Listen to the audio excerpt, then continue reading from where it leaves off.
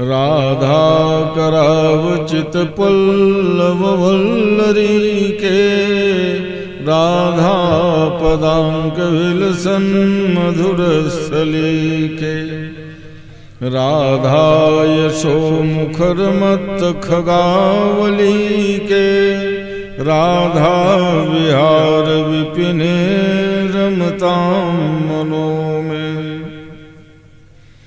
यत्र यत्र रघुनाथ कीर्तनं तत्र तत्र कृतमस्तकाञ्जलिं, बाष्पवारि परिपूर्णलोचनं मारुतिं नमत राक्षसान्तकम्। या देवी सर्वभूतेषु मातृरूपेण संस्थिता, नमस्तस्यै नमस्तस्यै नमस्तस्यै नमो नमः। ज्ञानिनामपि चेतांसि देवी भगवती सा, बलादाकृस्य मोहाय महामाया प्रयच्छति। नारायण समारंभां श्रीशंकराचार्य मध्यमाम्, अस्मदाचार्य पर्यन्तां वन्दे श्रीगुरुपरम्पराम्। वादतोषित विश्वेशं धर्ममार्गप्रवर्तकं, वन्दे श्रीहरिहरानन्दं श्रीकरपात्रं जगद्गुरुम्। ॐ मनमङ्गलमोदमचावति हंसन चावति धावति आवति, काग के ज्ञान की ज्योति जगावती, भाव की बीन बजावती आवती। सोम प्रभाकर की प्रभालावती, चंदन में छवि छावती आवती। वेद शास्त्र रस गावती आवती, भारती भीति भगावती आवती। हे हनुमान महाबलवान, कृपा के निधान सुजान प्रभो।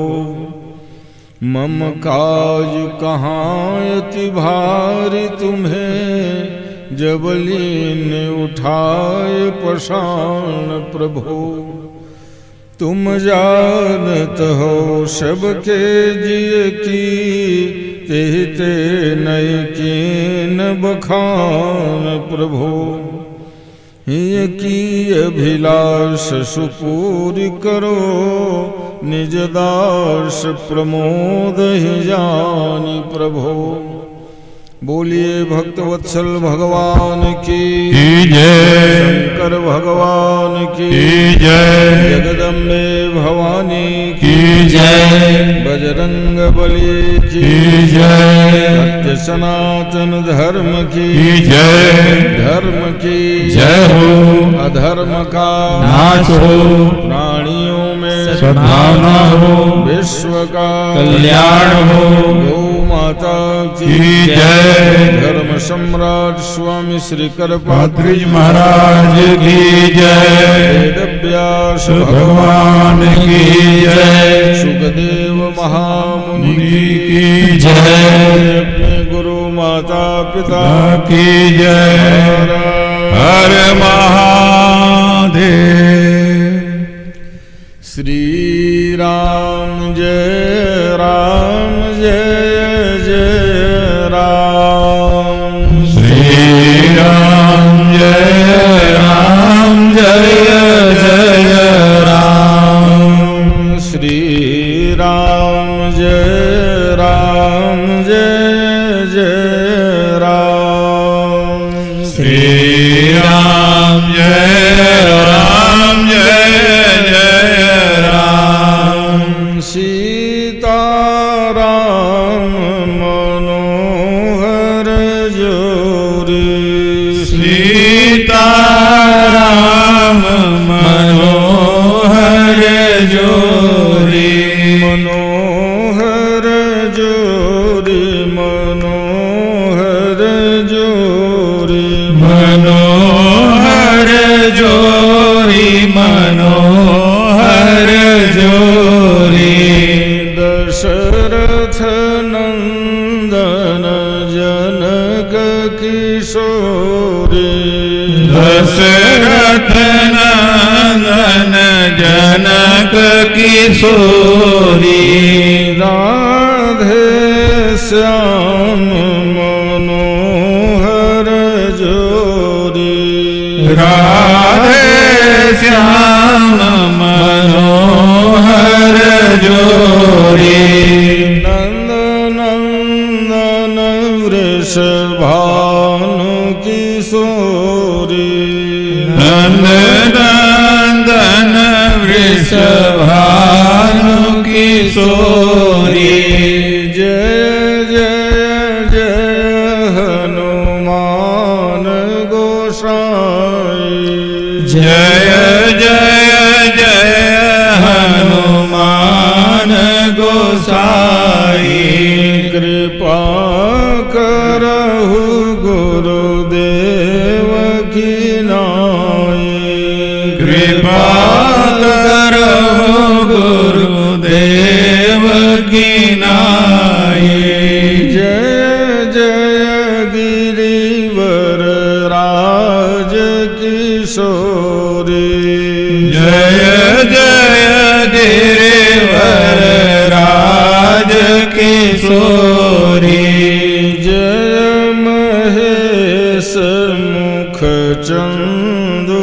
चकोरी जय महेश मुख चंद्र चकोरी जनक सुता जग जननी जानकी जनक सुता जग जननी जानकी अतिशय प्रिय करुणा निधान की अतिशय प्रिय करुणा निधान की ताके युग पद कमल मनाओ ताके युग पद कमल मनाओ जासु कृपा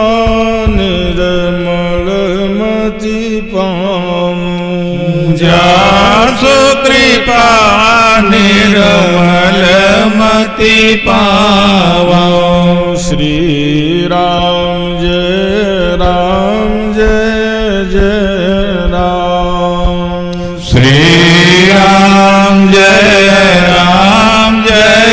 जय राम बोले वृंदावन बिहारी लाल की जय।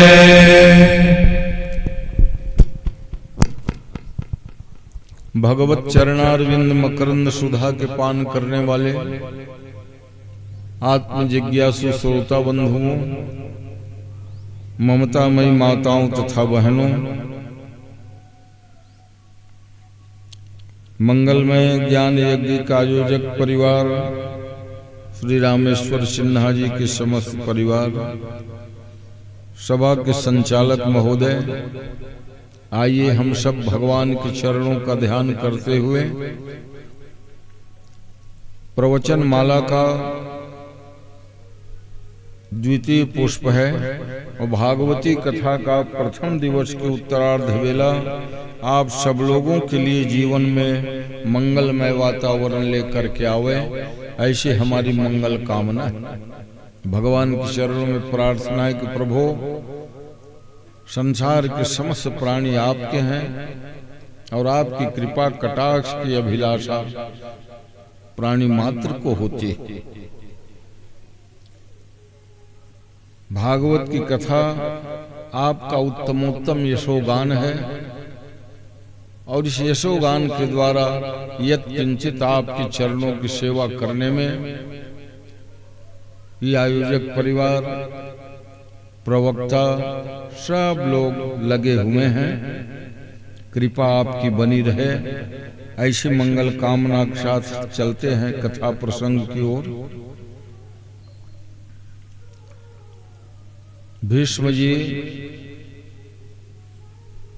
युधिष्ठिर को राजा के रूप में देख लिए, तब उन्होंने कहा कि मुझे इच्छा मृत्यु का जो वरदान प्राप्त है वो अब मैं अपना मन बुद्धि प्राण सब भगवान को अर्पण कर दूं।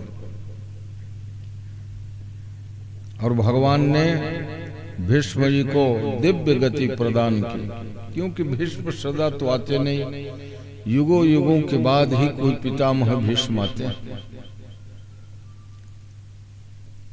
धर्मराज युधिष्ठिर को जिस धर्म नीति का, राजनीति का उपदेश उनके दादाजी ने दिया था, उसके अनुसार भीष्म जी चलने लगे। महाभारत युद्ध में पूरा देश जैसे उजाड़ सा हो गया था।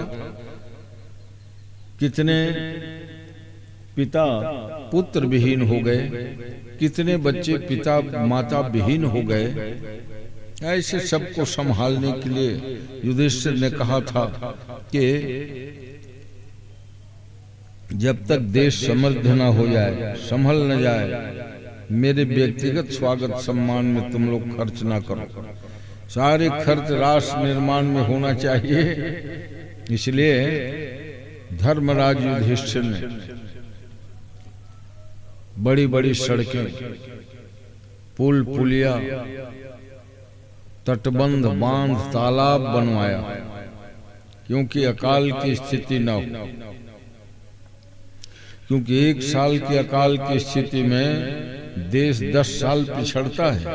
इसलिए युधिष्ठिर जी ने अपने राज्य शासन काल में सिंचाई की व्यवस्था की, यातायात की व्यवस्था की, और असली प्रतीक्षा भी थी कि हमारे राज्य के उत्तराधिकारी का जन्म हो, जो उत्तरा के गर्भ में पल रहा था, परीक्षित के रूप में।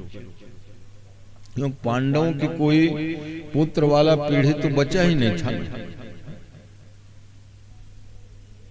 बर्बरीक है, वही बर्बरीक जो जिसका शीश मात्र आज श्याम मंदिर, खाटू श्याम के नाम से प्रसिद्ध हुआ, क्योंकि भगवान को उन्होंने अपना शीश दान कर दिया था। तो आज जो मंदिर है वो सिर मात्र ही है। राजस्थान के खाटू में जो खाटू श्याम है ना, तो खाटू श्याम को भगवान के समान कलिकाल में पूजेंगे ये तो है, मगर वो खाटू श्याम होने से कृष्ण ही नहीं होंगे। इसलिए कई लोग गीत भजन वजन राधा जी से जोड़ने वाली बात नहीं करना। खाटू श्याम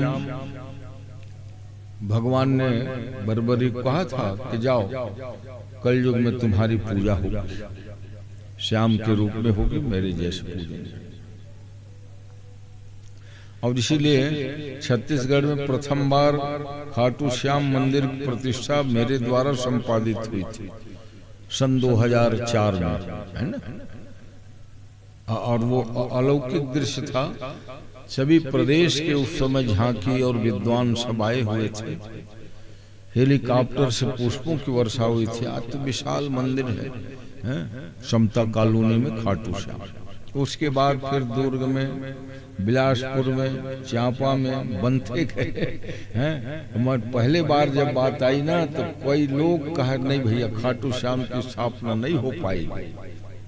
तो ऐसा है,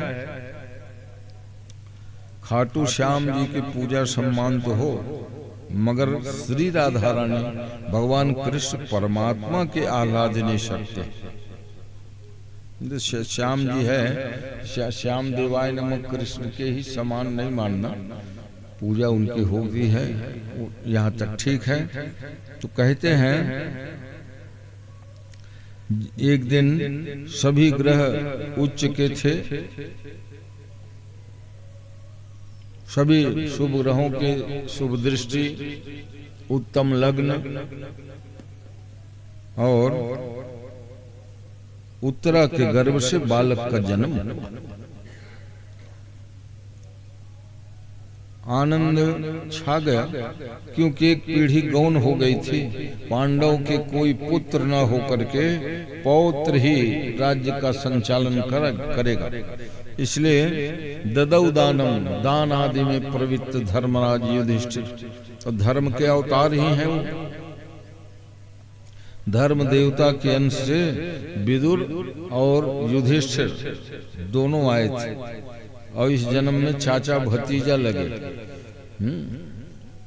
धर्म के दो अवतार इसलिए हुआ, तो वो भी समानांतर काल में हुआ।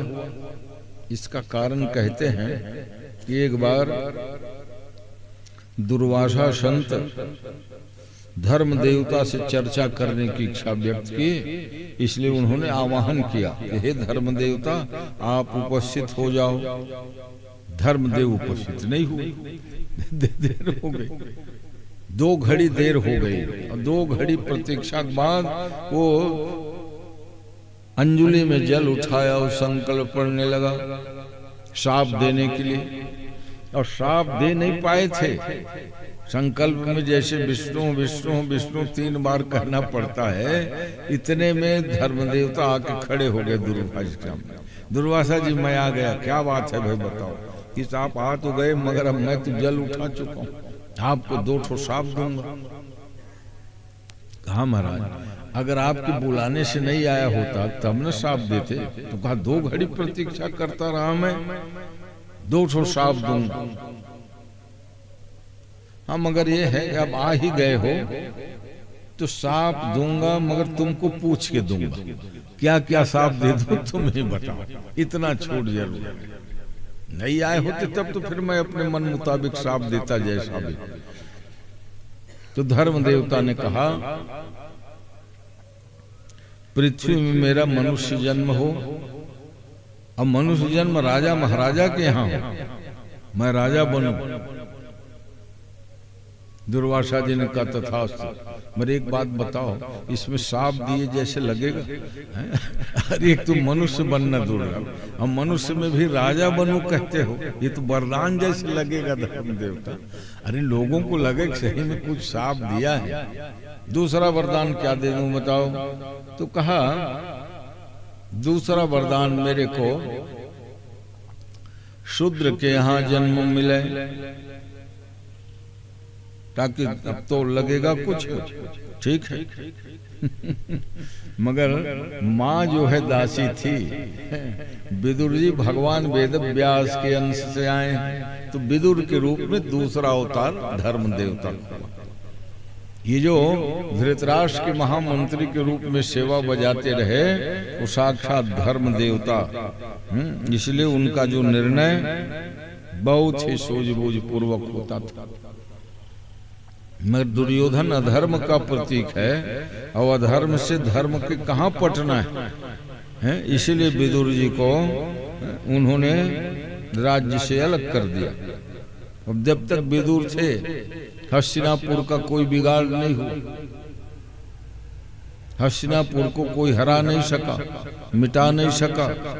और जहां विदुर जी महामंत्री पद छोड़ के गए, महाभारत युद्ध हुआ और 100 भाई में एक भी नहीं बच। तो अगर कोई सज्जन परिवार में है, भक्त परिवार में है, तो उनका सम्मान करना चाहिए। वो अपेक्षाकृत काम कमाई नहीं करता, आमदनी नहीं करता, फिर भी अगर भगवान की भक्ति सत्संग कथा में आ जा रहा है, तो हो सकता है उनके पुण्य प्रताप से परिवार के अन्य लोगों का विकास समृद्धि होती हो। इसलिए उनको सताना नहीं चाहिए। उन्हें तो अक्सर हम लोग 3 भाई कमाते हैं रे, तुम कुछ काम धाम नहीं करते हो, चौथा भाई खाली घूमते हो सत्संग के बहाने, ऐसा भी करते रहते हैं। नहीं, अरे भाई, उनके सत्कर्म के फल स्वरूप हो सकता है पूरा परिवार कुशल मंगल हो। तो यहाँ सूत जी कथा सुना रहे हैं कि परीक्षित जन्म महोत्सव में अनेक प्रकार के दान किया। गौ भू हिरण्य वस्त्र अन्न। विद्वान लोग सब जुड़े और युधिष्ठिर ने कहा कि प्रभु आप लोग सब दैवज्ञ हो, ज्योतिषी हो, इस बालक का भविष्य बताइए और नामकरण भी कीजिए। विद्वान संत महात्माओं ने कहा इनका प्रथम नाम होगा विष्णुरात। रातो व अनुग्रहार्थाय विष्णुना प्रभु विष्णुना। भगवान विष्णु नारायण के द्वारा इनकी रक्षा की गई, क्योंकि मां के गर्भ में था तो बहुत क्रूर स्वभाव वाले अश्वत्थामा ने ब्रह्मास्त्र चला दिया था और ब्रह्मास्त्र से मूर्छित हुए बालक परीक्षित को भगवान ने जीवन दान किया और 6 महीना तक के गदा घुमाते रहे, क्यों किसी भी समय वो ब्रह्मास्त्र से नष्ट कर सकता है। माने जिन पांडवों की 5 पीढ़ियों ने भगवान की अनुपम भक्ति करी, उनके वंश की रक्षा के लिए भगवान ने ऐसा कदम उठाया। तो विष्णुराज पहला नाम होगा और परीक्षित दूसरा नाम होगा, क्योंकि हर मनुष्य को देख के ये बालक जो है देखता और कहता कि मैं आपको कहीं देखा हुआ हूँ, ऐसा लग रहा है। देखा हुआ हूँ का मतलब ये है कि सब में परमात्मा है और परमात्मा को उन्होंने देखा था, पहचाना है। एक ही जने से पहचान थे, उनके गर्भ में 6 महीना भगवान ही उनके सामने थे। और इसीलिए जब भगवान कृष्ण आए ना उस बालक को आशीर्वाद देने देखने के लिए, और जैसे ही भगवान की बहन सुभद्रा ने अपने पोता को गोद में दिया, भैया ये देखो अभिमन्यु की निशानी, तो भगवान कृष्ण की गोदी में आते ही वो बालक अपलक नयनों से भगवान को निहारने लगा। वो उनकी मिल्की भी बंद, इधर उधर देखना बंद। अभी तक बड़ी चंचलता से उसको देख, उसको देख, जिसको पाओ उसको देख। तो सुभद्रा कहती भैया ये अभी तक तो चारों तरफ देखता था, मगर आपकी गोद में आने के बाद एकदम आपको ही एकटक निहार रहा है। तो भगवान ने कहा अरे तू जानते है सुभद्रा, ये इससे मेरा पुराना परिचय, 6 महीना गर्भ में है, मेरे को ही तो रोज देखा है, जाना पहचाना हूँ उसके लिए है, और बाकी सब लोगों प्रथम बार देखा है। और भगवान ढेर सारे वस्त्र आभूषण खिलौना लेके गए थे। नामकरण हुआ। ज्योतिषियों ने कहा कि देखो युधिष्ठिर जी, ये बालक चक्रवर्ती सम्राट तो बनेगा, मगर बहुत दीर्घ काल तक के नहीं है, आयु जो है लंबी नहीं है। ऐसी घटना होगी, ब्राह्मण बालक के शाप देने से इनको शरीर त्यागना पड़ेगा। युधिष्ठिर जी एकदम दुखी हो गए। कहा क्या बता रहे हो आप भविष्य वक्ता लोग? जिन पांडवों की एक पीढ़ी का पता ही नहीं रहा, राज में कोई योगदान नहीं, पौत्र हुआ और वो भी थोड़े दिन के लिए राजा बनेगा, और वो भी सब सर्प के काटने से मृत्यु होगी कहते हैं आप लोग।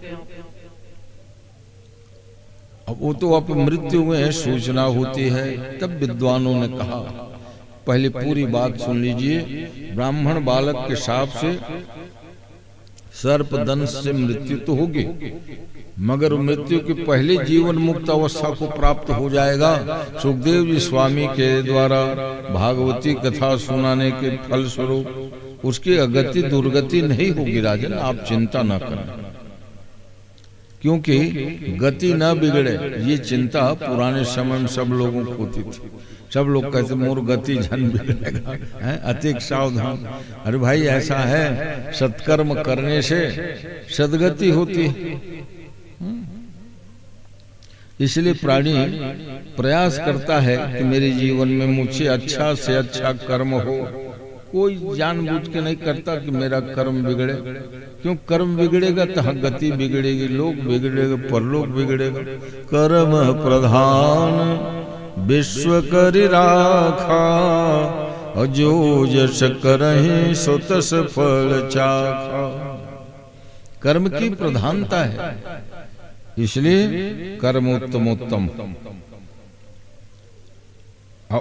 उचित कर्म का नाम ही कर्तव्य, कर्तव्य। मगर कर्म दो प्रकार के होते हैं, तो कर्म ही कर्तव्य नहीं, वहां अकर्तव्य भी है, नहीं करने लायक कर्म भी होता है। तो करने लायक जो कर्म है वेद शास्त्र के अनुसार वो कर्तव्य है। शौनक आदि महात्माओं कथा सुना रहे हैं, परीक्षित सुखदेव भी संवाद तो लगा नहीं है। युधिष्ठिर ने सोचा जब राजा यही होगा तो इतना सुंदर इनको शिक्षा और संस्कार दिया जाए ताकि सम्यक रूप से भरत वंश का राज्य संचालन ये कर सके। पढ़ाया लिखाया, उत्तमोत्तम शिक्षा, धनुर्विद्या, उपविद्या, शस्त्र विद्या, शास्त्र विद्या सब में पारंगत हो गए। तो फिर धर्मराज युधिष्ठिर स्वयं एक बहुत बड़े धर्मज्ञ महापुरुष थे, नजदीक बैठा कर उनको सदा धर्म को उपदेश करते रहते थे। और जब देखा सब प्रकार से परीक्षित योग्य हो गया तो एक दिन भरत वंश के जो प्रतीक स्वरूप राज चिन्ह था मुकुट, उसको महाराज परीक्षित के सिर में पहना दिया और कहा आज ही तेरा राज्य तिलक हो गया परीक्षित। अचानक परीक्षित भी सोचने लगे कि दादाजी को आज क्या होगा, न पूर्व निर्धारित था, न मंत्रियों से सलाह लिए थे। तो कहा दादाजी आप जल्दी क्यों करते हो, क्योंकि अभी अभी तो आप लोग राजा बने, महाभारत युद्ध के बाद 25-30 साल भी राज्य नहीं किए हो। तो युधिष्ठिर ने कहा ऐसा है बेटा, समय आने पर उत्तमोत्तम सुखोपभोग करना चाहिए और उचित समय में संसार के सब सुखों को त्याग कर भगवत चरणारविंद में ध्यान लगाना चाहिए, तीर्थ सेवन करना चाहिए, यज्ञ करना चाहिए। हम लोगों का जीवन उठा पटक भरा था, बचपन से पिता महाराज पांडु नहीं थे, दादा भीष्म के संरक्षण में हमारी माँ कुंती जो है पालन पोषण करी, और हमारी गलती से ही जो वनवास हुआ था उस वनवास काल में भी माँ ने बहुत धीरता का परिचय दिया। स्मरण में युधिष्ठिर जो है भावुक हो गए और कहा बेटा अब तुम राज्य का संचालन करना, अब हम लोग जा रहे हैं तीर्थाटन करने। सनातन हिंदू संस्कृति में तीर्थ सेवन की बड़ी महिमा है। कहते हैं श्रीन्वन सुभद्रा ने रथांग पाणे, भगवान रथांग पाणी की ही कथा सुनना, उनकी ही पूजा करना कल्याणकारी, और वो सब तीर्थ सेवन से प्राप्त होगा। ऐसा कह करके पांचों पांडव द्रौपदी सहित तीर्थों में स्नान दान करते चले। तीर्थराज प्रयाग विश्वनाथ बाबा को दर्शन किए और क्रम बना लिया कि चलो अब हरिद्वार होते हुए बद्री केदारनाथ धाम चलें। गंगोत्री यमुनोत्री आज से नहीं, अब आज से 5200 साल पहले देख रहे क्रम वही था। आज भी तीर्थ करने जाते हो, है ना। तो चारों धामों में हालांकि वो ऐसा धाम बना है वहीं से वहीं चलते रहेंगे, मगर 200, 250, 300 किलोमीटर का सब फासला है पर्वत एक ही। इसलिए कई लोग यमुनोत्री पहले चले जाएंगे, केदारनाथ पहले चले जाएंगे, बाद में बद्रीनाथ आएंगे, और कई लोग बद्री और गंगोत्री ही पहले हो आते हैं, क्योंकि एक ही पहाड़ में है मगर रास्ता ऐसा घुमावदार है, पहाड़ ही पहाड़, तो दूर दूर सा लगता है। तो ये चारों धाम कहलाता है, माने एक ही स्थान में चारों धाम। भाई चार धाम उस दृष्टि से तो कई धाम है, अयोध्या भी धाम है, वृंदावन धाम है। मगर उत्तराखंड में ये जो चारों धाम है, बद्रीनाथ, केदारनाथ, गंगोत्री और यमुनोत्री, ये अपने आप में चारों धाम कहलाते हैं। पांडवों ने बड़ी श्रद्धा पूर्वक सबकी यात्रा की, और उस समय तो पैदल चलना ही एकमात्र उपाय, कोई दूसरी व्यवस्था नहीं थी। पैदल यात्रा करते करते कैलाश पर्वत तक की यात्रा करी। भगवान शंकर देवाधिदेव महादेव जहां नित्य विराजित है, कैलाश मानसरोवर अद्भुत झील है, और मानसरोवर से तो कई नदियां निकली हैं, मगर ये जो सरजू गंगा है भारत के अयोध्या में, तो अयोध्या तक के ही वो सरजू नाम है, और अयोध्या से आगे बढ़ी है गंगा से मिलने के लिए, तो उसका नाम घाघरा नदी हो गई। ले वो घाघरा अलग नहीं है, वो सरजू ही है। मगर सरजू नाम सुमंगल मूला, समस्त मंगलों के मूल है। और सरजू भगवान के दिव्य रूप को, चरित्र को, उनके अवतार के प्रसंग को मैं देखूंगी, इसलिए वो अयोध्या के सटे हुए किनारे से बहे। भगवान राम स्वयं में बताए थे, क्या बताए थे कि जन्मभूमि मम पुरी सुहावनी, उत्तर दिशि बह सरजु पावनी। अब भला बताओ, लाखों साल पहले का भूगोल है, वो बदला नहीं। अयोध्या के उत्तर दिशा में आज भी सरजू गंगा प्रवाहित हो रही है। अब वो स्नान करने के लिए भले सुविधा के लिए एक तो धारा, और जैसे हरिद्वार में सप्त धारा एक हो जाती है, मगर हर की पौड़ी में स्नान की सुविधा हो जाए, इसलिए वो व्यवस्था जो है बना के रखें। बोलिए भक्तवत्सल भगवान की जय। तो सरजू गंगा ही, जिस सरजू गंगा के बारे में अनेक सुंदर कथा प्रचलित है कि सूर्य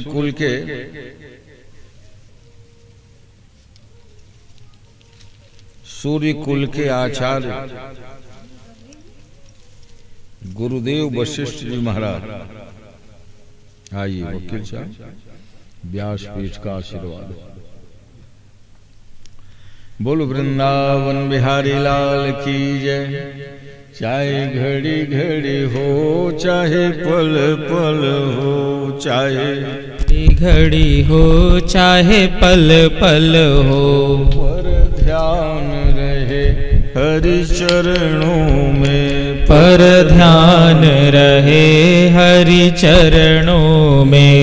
मिलता है सच्चा सुख केवल, मिलता है सच्चा सुख केवल, भगवान तुम्हारे चरणों में, भगवान तुम्हारे चरणों में। चाहे आग में मुझको जलना हो, चाहे आग में मुझको जलना हो, चाहे कांटों में मुझको चलना हो, चाहे कांटों में मुझको चलना हो, चाहे छोड़ के देश निकलना हो, चाहे छोड़ के देश निकलना हो, पर ध्यान रहे हरि चरणों में, पर ध्यान रहे हरि चरणों में। मिलता है सच्चा सुख केवल, मिलता है सच्चा सुख केवल, भगवान तुम्हारे चरणों में, भगवान तुम्हारे चरणों में। श्री राम तुम्हारे चरणों में, श्री राम तुम्हारे चरणों में, घन श्याम तुम्हारे चरणों में, घन श्याम तुम्हारे चरणों में, गुरुदेव तुम्हारे चरणों में, गुरुदेव तुम्हारे चरणों में, मिलता है सच्चा सुख केवल, मिलता है सच्चा सुख केवल, भगवान तुम्हारे चरणों में, भगवान तुम्हारे चरणों में, चाहे घड़ी घड़ी हो चाहे पल पल हो, चाहे घड़ी घड़ी हो चाहे पल पल हो, पर ध्यान रहे हरि चरणों में, पर ध्यान रहे हरि चरणों में। बोले भक्तवत्सल भगवान की जय। आनंदमय वातावरण है। महाराज परीक्षित को राज्य देकर पांडवों ने प्रस्थान किया और सभी तीर्थों में दर्शन स्नान करके पांडव लोग बढ़े। तो बहुत विकट यात्रा है आज भी। तो 5000 साल पहले कितना कठिन रहा होगा। अनेक बार चल रहा है सुधार, चौड़ीकरण चल ही रही है प्रक्रिया। चारों धाम के लिए डबल रूट बन जाए और फिर कैलाश पर्वत के लिए भी रास्ता दूसरी बन जाए, क्योंकि एक कैलाश पर्वत की जो यात्रा है वो तिब्बत के पठार की ओर से जाते हैं, जो 18 साल बंद रहा। सन 1962 में चीन भारत का युद्ध हुआ था और ऐसा भ्रम हो गया कि चाइना का है, जबकि वो स्थान हमारा है। यात्री जाना बंद कर दिए। तो 80 से फिर खुला है। अब तो हजारों लोग जाते हैं कैलाश पर्वत मानसरोवर की यात्रा। यार भाई, पुराणों की दृष्टि से भी देखोगे तो कैलाश हमारा है, मानसरोवर हमारा है। तो वशिष्ठ जी महाराज त्रिकालज्ञ महाराज थे। हाँ, भूत भविष्य वर्तमान का ज्ञान था उनको। और 10-5 साल का नहीं, हजारों लाखों साल पहले के और हजारों लाखों साल बाद के वो होने वाले घटना को जान जाते। इसलिए वो ध्यान लगा के देखा कि त्रेता युग में ब्रह्मराम का अवतार मेरे ही यजमान के खानदान में होगा। सूर्यकुल के पुरोहित थे। सूर्यकुल में माने मेरे यजमान के खानदान में भगवान आएंगे। बड़ी प्रसन्नता हुई। उस समय अयोध्या में ना कोई ये सरयू वगैरह नहीं थी। विचार किया कि आज भी जितने तीर्थ हैं सब नदी किनारे अधिक है, पाओ है ना। ऋषिकेश, हरिद्वार गंगा किनारे, प्रयागराज गंगा किनारे, काशीपुरी गंगा किनारे, मथुरा, वृंदावन, गोकुल सब यमुना किनारे, महेश्वर, उज्जैन, महाकाल ये सब नदी किनारे। भारतीय संस्कृति की अमूल्य धरोहर है ये नदियां हैं। इसलिए नदियों का संरक्षण भी है सनातन धर्म का एक अंग है। पर्यावरण आदि के दृष्टि से तो सबका कर्तव्य बनता ही है, मगर नदियां सुरक्षित रहेंगी तो देखते हो जहां जहां नदियां प्रदूषित हो गई वहां का पर्यावरण बिगड़ा।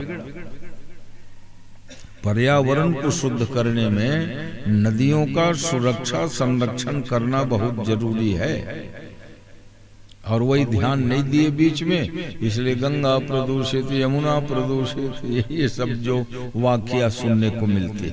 हाँ, नहीं तो भला बताओ, जिस पाप नाशिनी गंगे तव दर्शनान मुक्ति। माँ गंगे, तुम्हारे दर्शन से जब मुक्ति मिल जाती है तो स्नान और डुबकी लगाने की महिमा को कौन भला वर्णन कर सकता है। इसलिए कुंभादि पर्व होता है तो यही आदर्श वाक्य बड़े बड़े होर्डिंग्स में लिखा होगा, गंगे तव दर्शनान मुक्ति। दर्शन मात्र से मुक्त है। और फिर गंगा जल तो ब्रह्मद्रव है ना, ब्रह्मद्रव है, परमात्मा ही द्रव रूप में आ गए।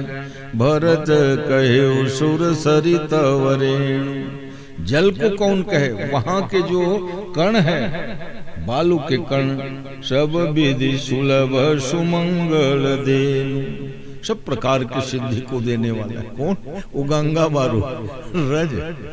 भरत कहे सुर सरित वरेणु, हे मां गंगे, आपकी ये जो रेणु है, कण रेत के बालू जो है, सब सिद्धि सुकल सुमंगल, सारी सिद्धि को देने वाले, सारे मंगल को देने वाले। वैसे ही सरजू नाम सुमंगल मूला, सुमंगल मूला, समस्त मंगलों के मूल है सरयू। सरयू विचित्र नाम, तब भ्रंश में बोले सरजू मैया कह देते हैं। तो गंगा ही साक्षात विचार करे कि मैं अभी तक बही हूं, तो हरिद्वार, ऋषिकेश, प्रयागराज, बनारस, अब भगवान का जन्म होने वाला है अयोध्या में, तो अयोध्या में गंगा तो है नहीं। तो वशिष्ठ जी महाराज ने तपस्या की, वही मानसरोवर के पार में बैठ के आसन लगाया। और ब्रह्मा जी के मानस पुत्र हैं ये, प्राण से पैदा हुए थे, प्राणात वशिष्ठ। तो व्यक्ति को सबसे प्रिय प्राण होता है, और प्राण से उत्पन्न वशिष्ठ जी तो ब्रह्मा कितने प्यारे बेटे हैं, समझ लेना हैं। जब वशिष्ठ जी को तपस्या करते देखा तो ब्रह्मा जी स्वयं प्रकट हो गए और बोले, वत्स क्या कारण है तुम तपस्या कर रहे हो? अरे तुम्हारे यजमान के घर में तो आज से कई पीढ़ी के बाद भगवान आने वाले हैं बेटे, तुम पुरोहिती नहीं ले रहे थे ना, तो मैंने यही तुमको बताया था कि तेरे यजमान के घर भगवान आएंगे हैं, और जब भगवान आएंगे तो तुमको प्रणाम करेंगे, तुम गुरु रहोगे, कुल गुरु, सूर्य कुल हैं। इसी लाभ के मारे तुम, आवाज क्या जरूरत पड़ गई तपस्या कर रहे। कहा मेरे यजमान के घर भगवान आएंगे तो वहां कोई दिव्य नदी होनी चाहिए। भारतीय संस्कृति के अमूल्य धरोहर नदियां हैं।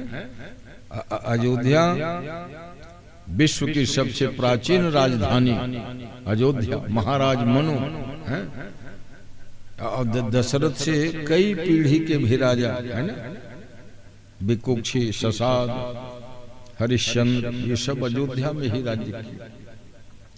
वो तो अयोध्या बाद में सब उबड़ खाबड़ बजा था, भगवान कृपा है जो फिर आज वैसे ही है। अयोध्या अपने पूर्व प्राचीन काल की गौरव गाथा को सम्यक रूप से दर्शा सके, ये प्रयास सबका होना चाहिए, आम पब्लिक का भी, जनता का भी, शासन का भी, उसमें लगे हुए हैं। अच्छा है, भगवान राम किसी एक देश प्रदेश के नहीं, राम चराचर नायक है, चर अचर समस्त प्राणियों के वो नायक हैं। तो उनके जन्मभूमि के लिए जितना कुछ किया जाए कम है। जब छोटे छोटे जगह में माने एरोड्रम है, हवाई जहाज, अयोध्या के लिए सुविधा हो गई तो क्या हुआ भाई? कुछ लोग कहते हैं काय कितना खर्चा किया जा रहा है। अयोध्या में जितना खर्चा किया जा रहा है ना, वो 2 साल में सब वसूल हो गया। ये भी पक्ष तो देखना चाहिए। कल ही मैं कह रहा था कुंभ में इतना लाखों करोड़ों खर्चा हो रहा है। अरे कुंभ में जितना खर्चा हो रहा है उससे 100 गुना आमदनी कुंभ से सरकार को होगी। हाँ, इसलिए ये जो आलोचना करते हैं ना, उसको सोच विचार के बात करनी चाहिए, क्योंकि विश्व भर के 45-50 करोड़ लोग जब वहां 1.5 महीना में आएंगे तो सोच फिर किनका क्या दीक्षा है, क्या दे रहा है कोई है? लाखों लोगों को प्रतिदिन भोजन, 3 लाख लोगों को तो फ्री फंड वाले, बाकी सब अपने भोजन करने वाले हैं, कल्पवासी लोग। और पुण्य लुटाने के लिए ही मन ये भी कृपा है। सवेरे ही कह रहा था देखो भाई भंडारा वंडारा ज्यादा खाने के पक्ष में रहना चाहिए, मगर ऐसा है परिस्थिति ऐसी होती है। और फिर कोई नहीं खाएगा तो भंडारा कराने वाला कैसे कराएगा, ये दे तो पक्ष है ना। अब कोई कहे कि तीर्थ में दान नहीं लेना चाहिए, तो नहीं लेना चाहिए, तो देने वाला फिर कैसे होगा। क्या है, मेरे को मौका लगा 2 तीर्थ में कथा सुनाने की, एक नैमिषारण्य तीर्थ में और एक वृंदावन धाम में। मैंने यजमानों से कहा देखो भाई वहां मैं दान नहीं लूंगा, क्योंकि तीर्थ अभी नियम हाँ ये है कि सामान्य क्षेत्र में जहाँ कथा कहता हूँ तो वो तो भाई ठीक है, ब्राह्मण होने के नाते दान, और वो भी स्वेच्छा से जो देते। सभी जानते हैं कि मैंने कभी कीमत या तय रेट किया ही नहीं 52 वर्षों, ये मेरे लिए गौरवशाली रिकॉर्ड है। कभी नहीं कहा कितना दो। अब वो तीर्थ में जो कराए समस्या ये आई चढ़ौतरी आदि की। मैंने कहा हाँ तो मैं लूंगा नहीं, तुम घर में जाग दे सकते हो या मेरे आश्रम गौशाला में दे सकते हो। कुछ ऐसे जगह मेरे को भागवत बांचनी पड़ी है तो मैं ले सकता नहीं था, तो उसको मैंने सीधे एक एक पैसा उठाओ और गौशाला फंड में डाल।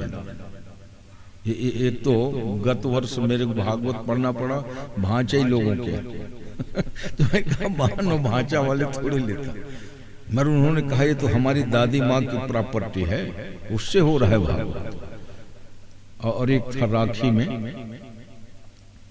और वो भी दामान लगते थे। अभी जो आए थे कमलेश उनके बड़े साढ़ू के, तो 2 जगह के उसको तो मैंने हाथ नहीं लगाया, सीधे ही गौ सेवा में लगेगा।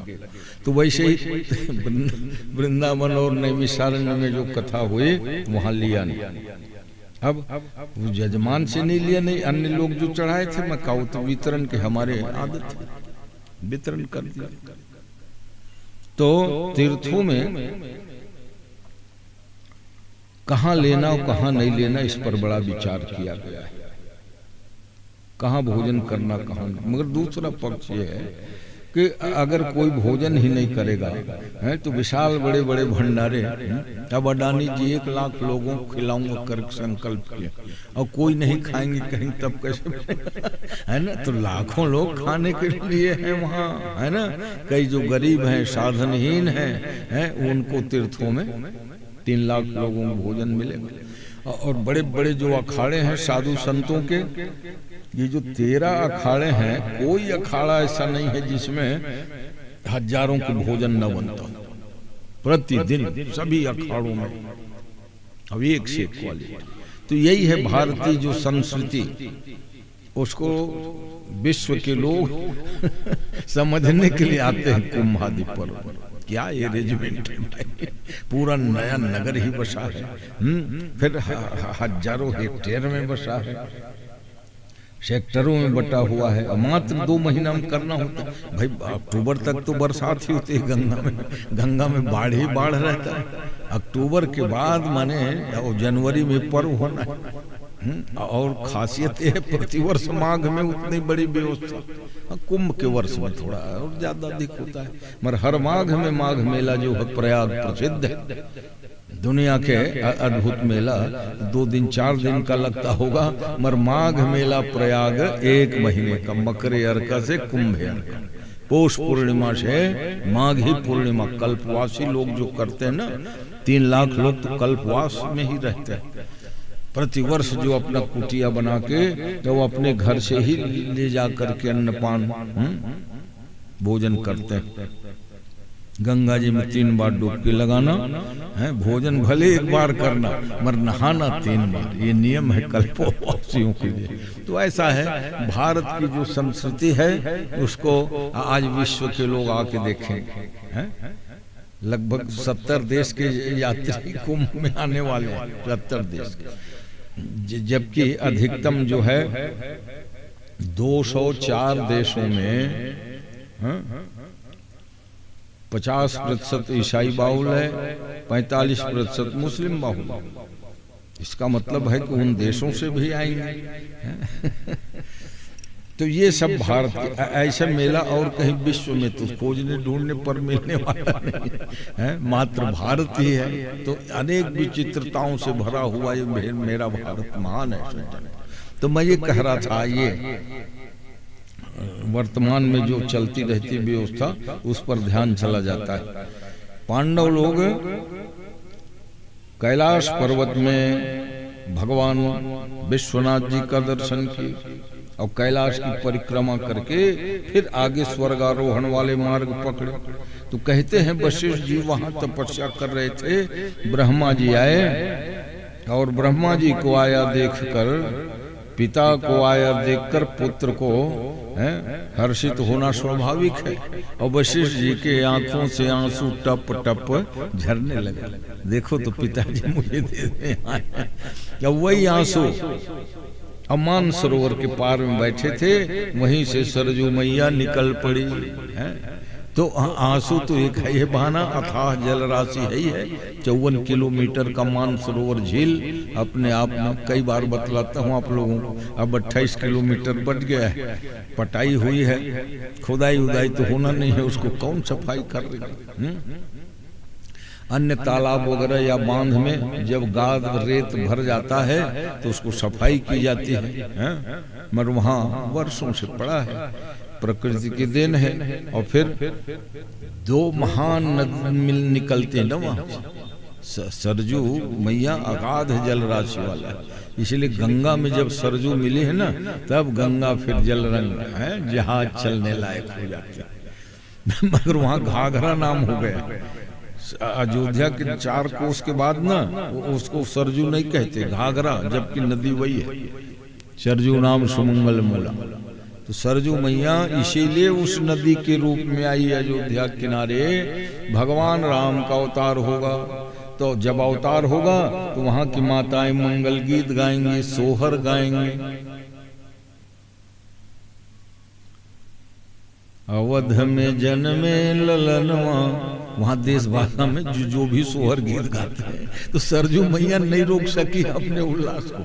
मैं जाके सुनूंगा, देखूंगा।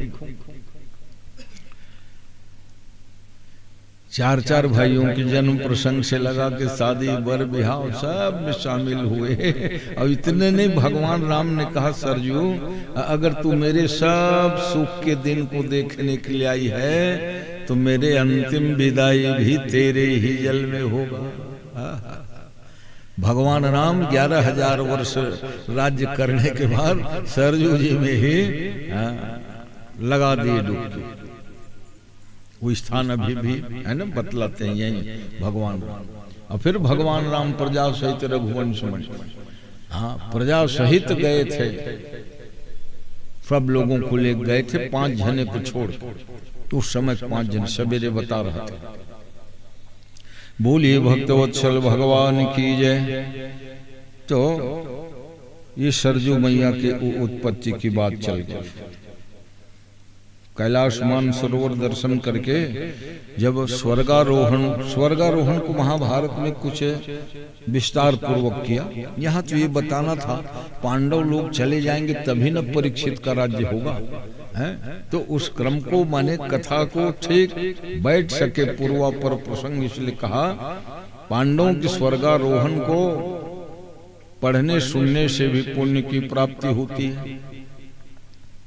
जब कठिन मार्ग में चलते थे पैदल, और युधिष्ठिर जी सुंदर सुंदर कथा कहते थे, क्योंकि बताए ना कथा आज की ही नहीं, कथा प्राचीन काल से भारतीय संस्कृति का अमूल्य अंग है। सज्जन रास्ता चलते रहे, बैठे रहे, टाइम कटे तो बस कथा कहानी शुरू हो जाए। ये आज की नहीं। हाँ, पंथ जात सोहति मति धीरा, ज्ञान भगति जनु धरे शरीरा। प्राचीन सम्राट रास्ता अपने राजधानी छोड़ के जब चलते थे, पति पत्नी है, मगर रास्ते में अनेक कथा कहते जा रहे।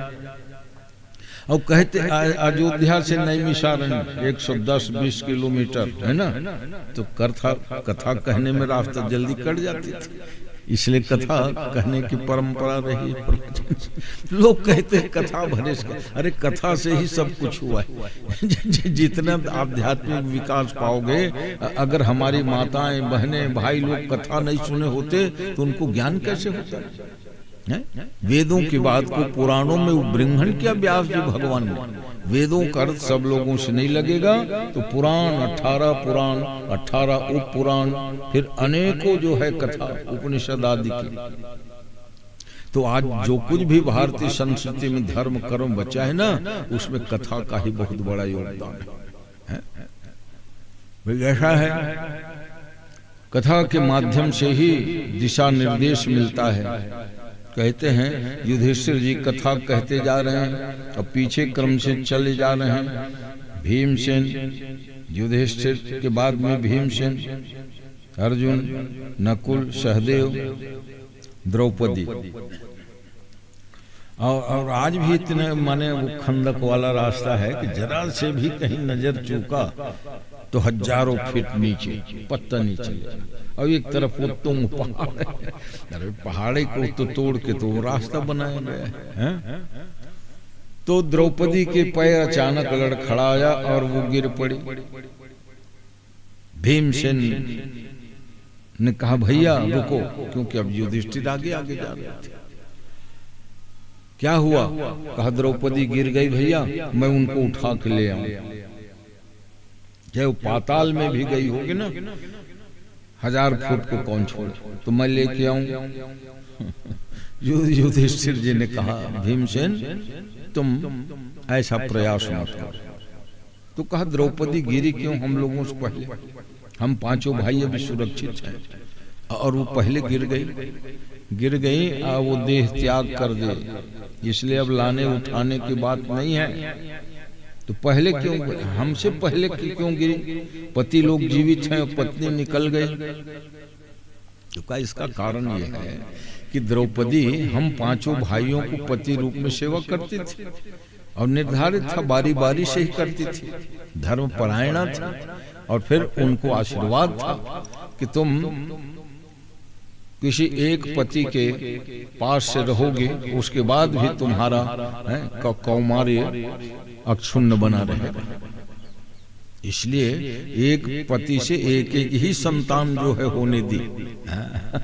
ऐसा नहीं भोगवादी प्रवृत्ति की होती तो कई संतान हो सकते थे, नहीं 5 पति से, पर 5 ही लड़के थे। संयम नियम पूर्वक जीवन। मगर युधिष्ठिर जी कह रहे हैं द्रौपदी वीरांगना थी, तेजस्वी थी, धर्म के जानकार थी और भगवान के अतिशय प्रिय सखी, भगवान को अपने आप को सखी ही मानती थी द्रौपदी, जिनके पद्य मैंने कई बार गाया है। 20 गद्दी हो जाने से इस गांव में वो गाया होऊंगा, मगर चल रहा है ठीक है। प्यारे घनश्याम यदि आवे काम आपके, निकासूं नशों से प्राण ये तो रेशम के धागे। भगवान जब द्रौपदी की महिमा को बढ़ाना था, संसार के स्त्री मात्र को एक उपदेश देना था, तो बहुत अंतरंगा सखी है ना द्रौपदी भगवान। द्रौपदी भगवान ने जब कहा कि इस बार तुम मेरी सखी या बहन कहलाओगी, तो कहा मेरी शादी किसके साथ होगी? अर्जुन के साथ। अर्जुन मेरा ही स्वरूप है, मगर तुम्हारा हमारा संबंध उस अवतार में द्वापर में, क्योंकि महाभारत युद्ध करा के भूभारण करना है, और तुम सहयोग नहीं करोगी तो कैसा बनेगा? तो ठीक है, एक बार भगवान सुदर्शन चक्र को मांझने क्या जरूरत है, तो दिव्य शस्त्र है ना, और दिव्य में सदा चमक रहती, मलिनता आती नहीं। जैसे मानस में एक वर्णन आता है, दिव्य वसन भूषण पहिराए। भगवती सीता अत्रि अनसुईया के आश्रम में जब गई तो वस्त्र और आभूषण पहिराई अनसुईया। जिसको जगत की माता है जानकी, उद्भव स्थिति संहार कारिणी, मर आज किसी बड़ी के पास गई है, मातृवत भावना थी। इसलिए अत्रि ऋषि जरूर बैठे कुटिया में, मगर अलग से आसन में बैठा ली उसको बिटिया को और कहा, सुन सीता तव नाम, सुमिर नारी पतिव्रत कर।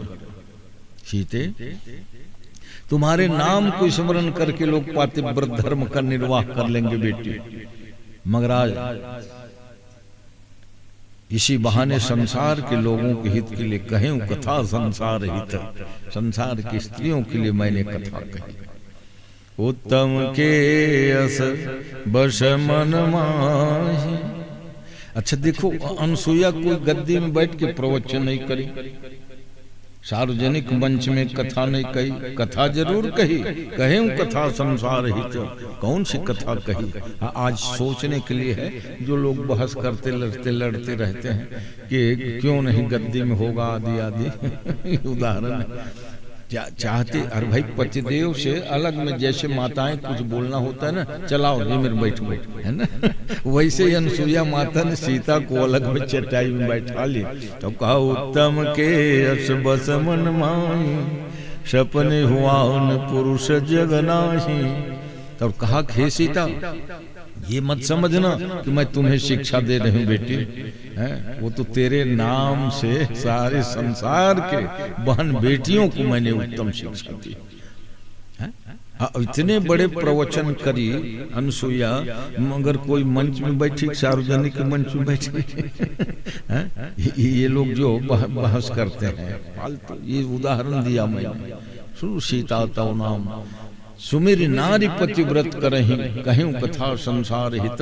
अरे तेरे नाम से पातिव्रत कर लेते हैं बेटी, वो तो तेरे को सुनाने के बहाने मैंने संसार के सब बहन बेटियों को सुनाया कि वो धर्म कितना बड़ा और कितना महत्वपूर्ण होता है। एकमात्र उस धर्म के पालन करने से संसार की स्त्रियों को कोई वस्तु की कमी और अभाव नहीं रह जाता, ये वहां उद्देश्य था। और लोग कहते हैं कि ये पुरुष प्रधान लोग हमको कथा और मंच आदि नहीं बांचने देते, नहीं वो बात नहीं, कुछ कारणों से।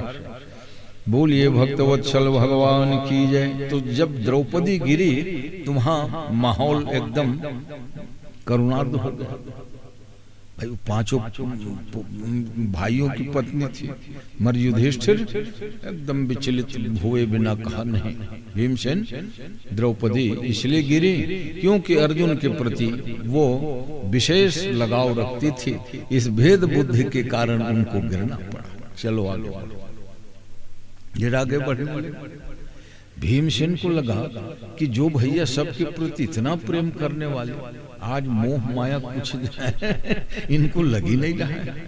चलते चलते सबसे छोटे भाई सहदेव का पैर फिसला और वो भी खंदक में गिर पड़े। सहदेव जो पांचों भाइयों में सबसे बड़े ज्ञानी थे, ज्ञानी,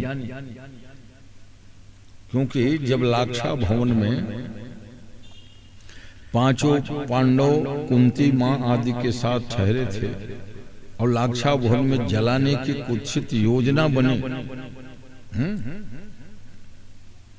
दुर्योधन के द्वारा,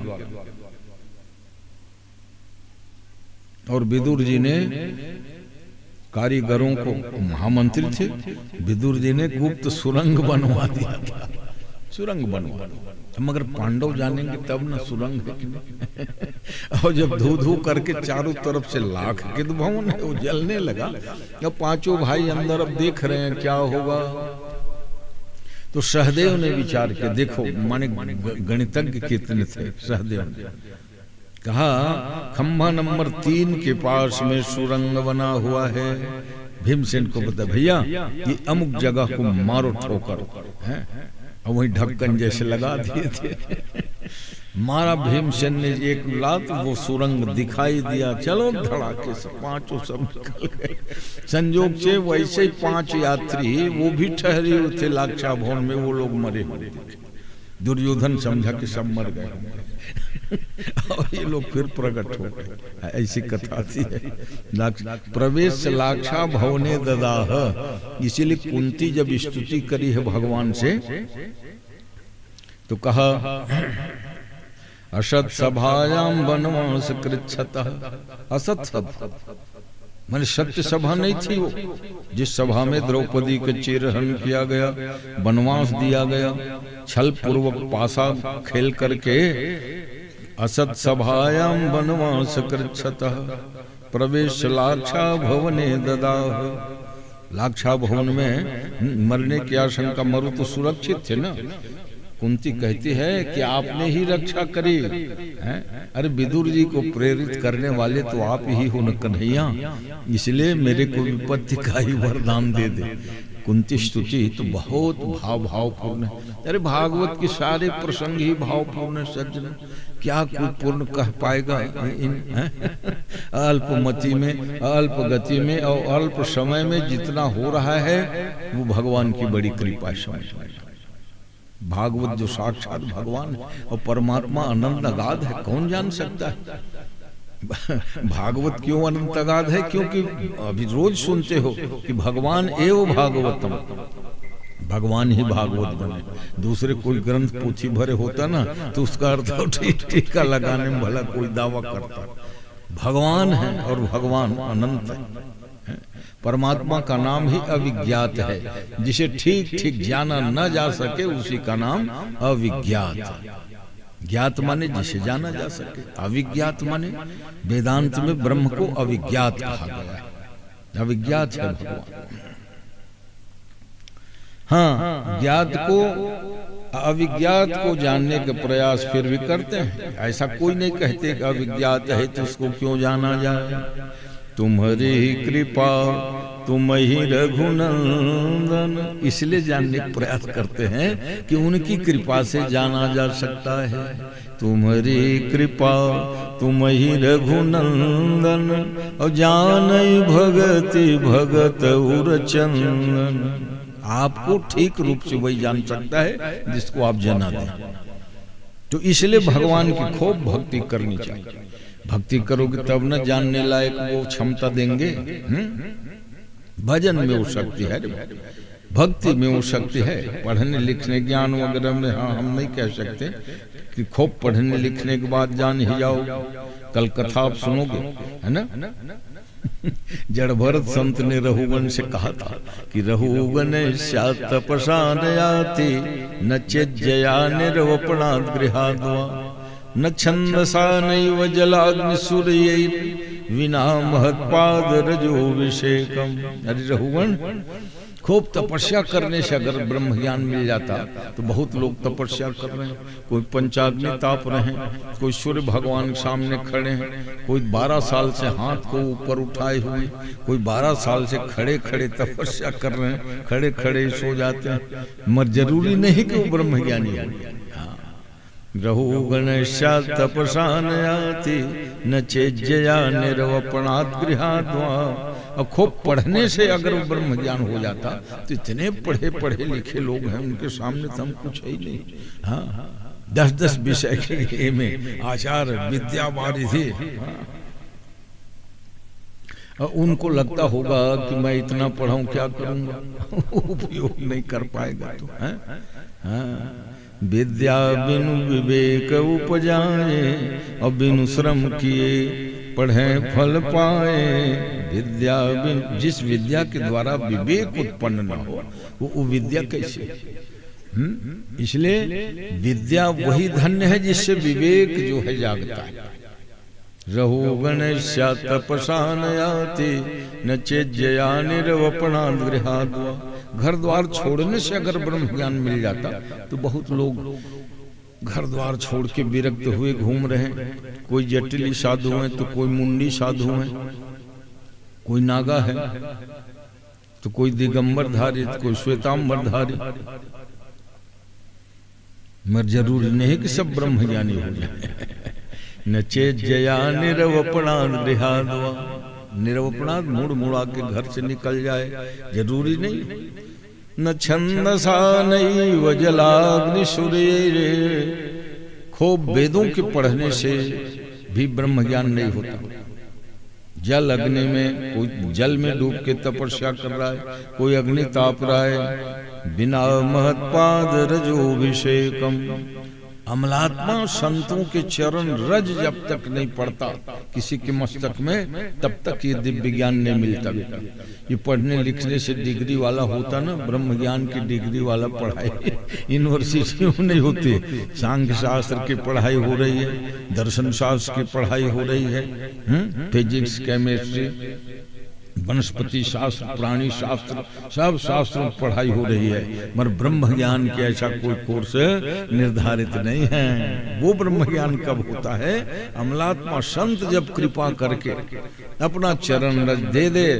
हाँ, बिना महत्पाद रजोभिषेकम। आगे बढ़ते रहे। हाँ, चलो इतनी बड़ी घटना हो गई तो रुके नहीं। कहा द्रौपदी चलो स्वर्ग में मिलेगी, उसको उठाने लाने का प्रयास मत करो भीम। और दूसरे नंबर में बता रहा था सहदेव। सहदेव जो बहुत बड़े ज्ञानी थे, जो लाक्षा भवन में कहाँ सुरंग है उसको भी बता दिया था। आज वो सहदेव गिर पड़े। भीमसेन घबरा, कहा भैया हम पांचों भाइयों में बहुत बड़े ज्ञानी सहदेव, उनको उठा के ले आऊं क्या? कहना है उनको उठाने की जरूरत, तो वो क्यों गिरे भला? वो तो ज्ञानी थे। अरे ज्ञानी तो थे, पर उसको ज्ञान का कभी कभी अभिमान हो जाता था भीमसेन। ज्ञानी होना बड़ी अच्छी बात है, भगवान की कृपा है। जो जितना बड़ा ज्ञानी है हम उनको सबको प्रणाम करते हैं, मगर ज्ञान के अभिमान और दम नहीं करना चाहिए। कई लोग ऐसे बात करेंगे कि जैसे हम ही एक हैं। एक जन आज ही कह रहा था कुंभ में हम ओनली वन, हम ही भरे आचार्य हैं। देखो गलत बात है नहीं? अरे वहां न मालूम कितने कितने आचार्य, कितने कितने बड़े संत, जो कहना चाहिए कुंभ में सब आए। वो वक्तव्य दे रहा था हम एक वन आचार्य। तो सहदेव ज्ञानी तो था, मगर ज्ञानी होने के साथ साथ में अभिमानी था, इसलिए वो गिर पड़े। चिंता मत करो, चलो आगे बढ़ो। अब देखो तीसरा नंबर लगा नकुल भाई का, और नकुल बड़ा रूपवान था। पांचों भाइयों में सबसे सुंदर नकुल, और मगर सीधे साधे थे। अन्य भाइयों की दो दो तीन तीन शादी हुई थी ना, नकुल के बाद वही द्रौपदी भरे से। द्रौपदी भरे धर्म पत्नी थी, ऐसा वर्णन आता है। भाई अर्जुन के तो तीन तीन पत्नियां थी, उलूपी भी थी, सुभद्रा भी थी, द्रौपदी भी थी, भीमसेन की हिडम्बा भी थी, युधिष्ठिर के भी दो पत्नियां थी आदि। जब सबके संतान होने का वर्णन आता है। नकुल बहुत सुंदर थे, चाहते तो दो तीन शादी वो भी कर सकते थे, मगर नहीं। हाँ, इतने नकुल समझदार थे। मगर नकुल का पैर फिसला और खंदक में जब गिरे तो भीमसेन ने कहा भैया रुको जरा।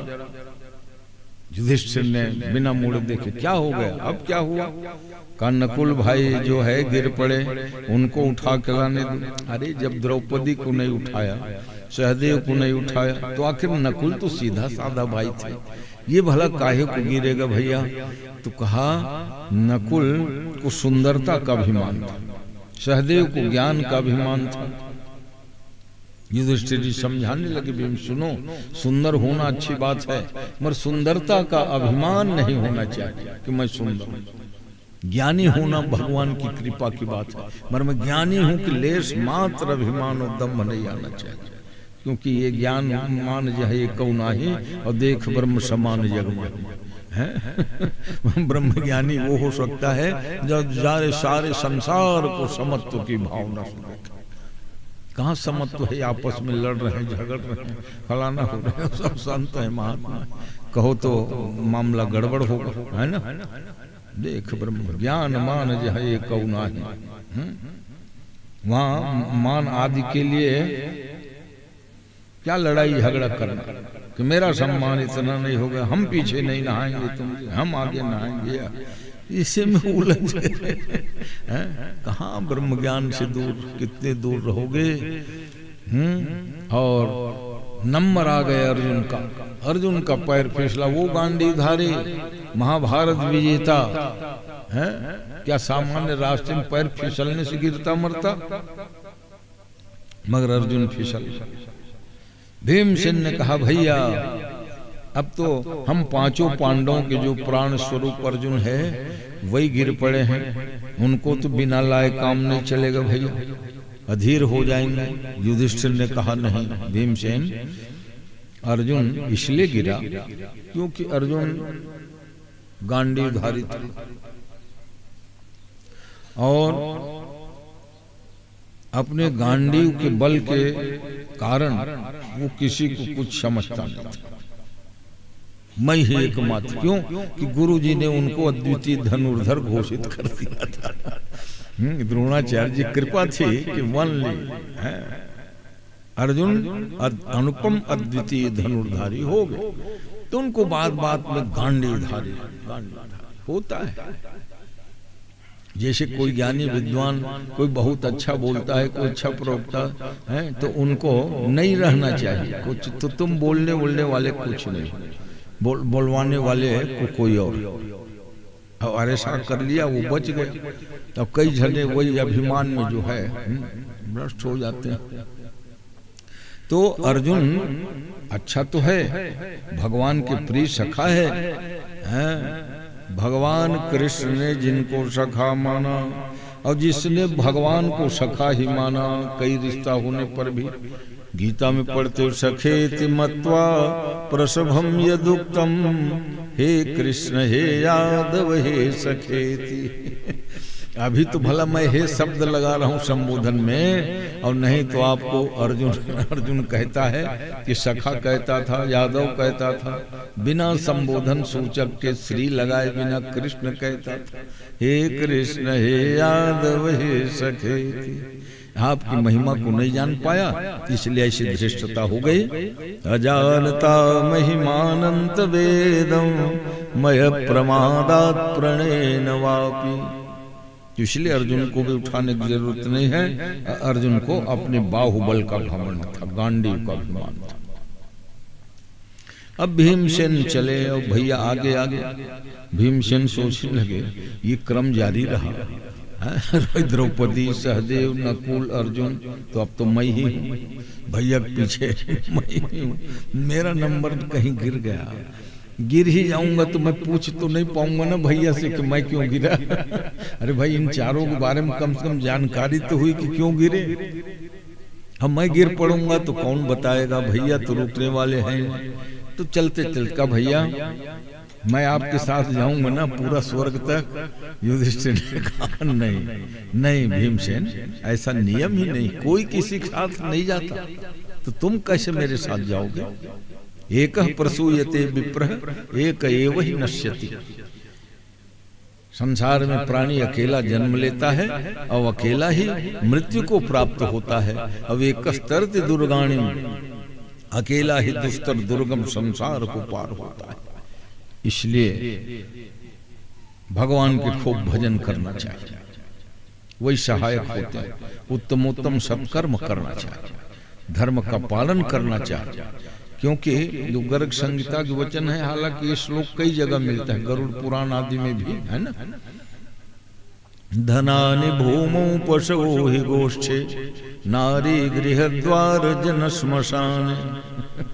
जब प्राणी शरीर त्यागता है तो कहते धनानि भूमौ, जीवन भर जो बटोर के पैसा जोड़ के रखते हैं, मेरे फलाना में काम आएगा, संकट में काम आएगा, वो ज्यों के त्यों रखा रहता है। अब पुराने समय में जमीन में गड़ा देते थे, इसलिए वहां श्लोक में वही लिखा है धनानि भूमौ, धन संपत्ति गड़ा ही रह जाएगा। पशुओ ही गोष्ठे, बड़े बड़े गाय भैंस घोड़ा आदि कितने शौक से लोग पालते थे, और सगा मेहमान जाए दिखाते थे ये मेरी ये गैया है, ये भैंसे हैं, ये घोड़ा तो मेरा गजब का। पशवो ही गोष्ठे, मर सब गाय बैला भैंसा घोड़ा सब कोठा में ही रह जाएंगे। जब प्राणी जाएगा ना तो कोई भी प्रिय से प्रिय पशु पक्षी कोई जाने वाला नहीं। धनानि भूमौ पशवो ही गोष्ठे, और गृहस्थाश्रम में सबसे प्रिय पत्नी होती है ना, नारी गृहद्वार जन श्मशान। वो नारी भी जब पतिदेव प्रयाण करेंगे तो जन श्मशान गृहद्वार दरवाजे तक के ही रोब बिलक करके रुक जाती है। प्राचीन समय में श्मशान में जाने की छूट नहीं थी माताओं को। ये तो नया अभी अभी जैसे किसी का लड़का नहीं है तो लड़कियां ही कंधा देने लग जाएंगी, लड़कियां ही आग देने लग जाएंगी। मगर शास्त्र के विधि नहीं है भाई, मनमान शास्त्र के वचनों को पालन करना चाहिए। नहीं रहते तो काका बड़ा गोतियार कोई भी क्रिया कर्म करे उसकी गति बनती है। तो ये सब कई बातें जो है धर्म में हैं, जैसे अखाड़ा 13 अखाड़ा में ये सब साधु संतों को होता था, 7 अखाड़ा शैव सन्यासियों था, और 3 अखाड़ा जो है ये वैष्णव विरक्त त्यागी लोगों का है, और 3 जो है खालसा ये सिख धर्म वालों का त्यागी अखाड़ा, और सबसे आखिरी में निर्मल अखाड़ा। और अभी अब देखो आज से 50 साल पहले कोई किन्नर अखाड़ा नहीं था। अखाड़ों का निर्माण आद्य शंकराचार्य जी ने किया, तो अब इन शंकराचार्यों को कहा जाए कि किन्नर अखाड़ा के आप लोगों ने बनाया तो एकदम भड़केंगे, सुने वो सीधा ही गाली देंगे। तो जवाबदारी बनती है कि नहीं, क्या बनना कह दूंगा। अब किन्नर अखाड़ा वाले ये वक्तव्य दे रहे हैं कि हाँ हम भविष्य में शंकराचार्य भी बन जाएंगे हमारे वगैरह। अब इन लोगों को लगता होगा कैसे बन जाएंगे, तो वो बन ही जाएंगे। जब मंडलेश्वर बन गए, महामंडलेश्वर बन गए, तो इन सब बातों पर विचार करना चाहिए मेरे पूज्य महापुरुषों को। ये कथा बोलिए भक्तवत्सल भगवान की जय। और किन्नर जो है वो कोई छक्का या हिजड़ा आदि को नहीं कहा गया है ना। देवदनुज किन्नर नर श्रेणी, स्वर्ग में जो किन्नर रहते थे हैं, और फिर किन्नर की पत्नियां किन्नरियां होती थी। हाँ, तो दिव्य योनि है। पृथ्वी में जिसको किन्नर कहते हैं आजकल वो नहीं। देवदनुज किन्नर नर श्रेणी, और सादर मज्जहि सकल त्रिवेणी। हाँ, त्रिवेणी जी के संगम में देवता भी आते हैं, ऋषि मुनि भी आते हैं, मगर आदमी बहुत दिखते, आदमी सब नहावत थे, मगर सब रूप बदल के आ जाते। कांवर के देवता यहाँ देवता देवी रूप पहचान में आ जाए, भीड़ हो जाए भगदड़ हो जाए तो आते सब हैं। ये शास्त्र प्रमाण दे रहे हैं कि जब मकर में सूर्य होते हैं, बृहस्पति वृष राशि में होते हैं, चंद्रमा भी मकर में होते हैं, और अमावस्या का योग पड़ता हो तब कुंभ पर्व होता है जो 29 तारीख को होने वाला है। तो उस योग में अब सुविधा के लिए क्या है, अखाड़े वालों को इसलिए 5-6 स्नान जो है दे दिया जाता है। पूर्णिमा में नहाओ, मकर संक्रांति में नहाओ, बसंत पंचमी में नहाओ, माघी पूर्णिमा में नहा के शिवरात्रि में। मगर मेन जो है अमृत स्नान है वो 29 तारीख को। मगर सभी अगर सोचेंगे 29 को तो वहां तो क्या होगा। इसलिए अब जैसे 3 करोड़ लोग कल ही नहा ले है ना, तो जो बताते हैं 45 करोड़ की आबादी, तो एक ही दिन थोड़े 45 करोड़, वहां तो भगदड़ हो जाएगा। वो जो महीना भर में 45-50 करोड़ लोग नहाएंगे, ये माने वहां अर्थ है। इसीलिए कोई कहते चलो अभी खाली है डुबकी लगा लो। हर माघ में मकर तो है, पुण्य तो मिलेगा ही। फिर कुंभ वर्ष माने कुंभ महीना है, इस दृष्टि से सब रोज जा रहे हैं। हाँ, कुछ लोग जो है वो जान रहे हैं कि नहीं भाई असली कुंभ योग उसी दिन, भले भीड़ हो कुछ भी हो, अरे उस दिन पांव धरने की जगह नहीं रहती। बोलिए भक्तवत्सल भगवान की जय। तो मैं ये कह रहा था भीमसेन ने पूछा, भैया मैं आपके साथ जाऊंगा ना स्वर्ग तक? अरे कोई नहीं जाता भीमसेन, तो तुम कैसे जाओगे? हैं? अरे धन संपत्ति इतना कमा के पूर्वक, मगर कोई फूटी कौड़ी नहीं ले जाता, एलाउ ही नहीं है ना कुछ, कैसे ले जाए? कितना जमीन जायदाद कमाया, सैकड़ों एकड़, 1 इंच जमीन नहीं जाएगा हमारे साथ। कितने गाय गरुआ सब एक जाने वाले हैं। धनानि भूमौ पशवो हि गोष्ठे, नारी गृह द्वार जन श्मशान। अब परिजन लोग हैं, श्मशान तक जाएंगे, श्मशान में लेके चिता में सुला दिए। और आज्ञाकारी पुत्र है तो देह चितायाम परलोक मार्गे, चिता में मुखाग्नि दे दिया। तब फिर उस जीव के साथ जाने वाला कोई नहीं है, वहां से धर्मान गो गच्छति जीव एकः, अकेला फिर वो प्राणी चलता है। 12 महीना के सब यात्रा पार करके धर्मान, तो कौन साथ देता है फिर उनको साथ में? ये जो जीवन में धर्म कर्म दान पुण्य किए रहते हैं, किसी ने अन्न दिया है, पानी दिया है, तो वो सब फिर उनको मिलते रहते हैं रास्ते में। तो ऐसे पुण्यात्मा प्राणी को फिर तकलीफ नहीं होती, चाहे लोक में रहे परलोक में। और जिन्होंने किसी को पानी ही नहीं पिलाया, किसी को अन्न नहीं खिलाया, वो फिर क्या करेगा भैया? 12 महीना के रास्ता है। हाँ, तो इसीलिए पूर्वज हमारे कितने वैज्ञानिक थे, समय समय में पर्व में दान करते थे। हैं? किसी को छत्ता दान करो रे, तब धूप में वहाँ का ओढ़ के चलोगे। जूता का दान इसलिए करो रे ताकि तुमको वहाँ तप्त बालू में चलना पड़ेगा। ये जो हमारी भारतीय संस्कृति, अरे वो तो ढूंढते ढूंढते वैज्ञानिक थक गए। इतना बड़ा विशद विज्ञान है सच्चा। तो धर्मानुगो गच्छति जीव एकः, जीवात्मा अकेला ही दुस्तर संसार सागर को पार करता है। इसलिए सब काम छोड़ के धर्म का सेवन जीवन में कर लेना चाहिए, क्योंकि वो साथ में जाने के अलावा धर्मानुगो गच्छति जीव एकः, जो पुण्य धर्म आदि कर किए रहते हो अच्छे कर्म, वो साथ जाता है, बाकी सब यही रह जाने वाले हैं। तो जो साथ जाता है क्यों न उसका जो है जीवन में संकलन करना चाहिए। धर्म का संकलन क्यों नहीं करना चाहिए? दान पुण्य आदि का संकलन क्यों करना चाहिए? इसलिए हर पर्व में स्नान दान आदि की हमारे यहाँ महिमा है।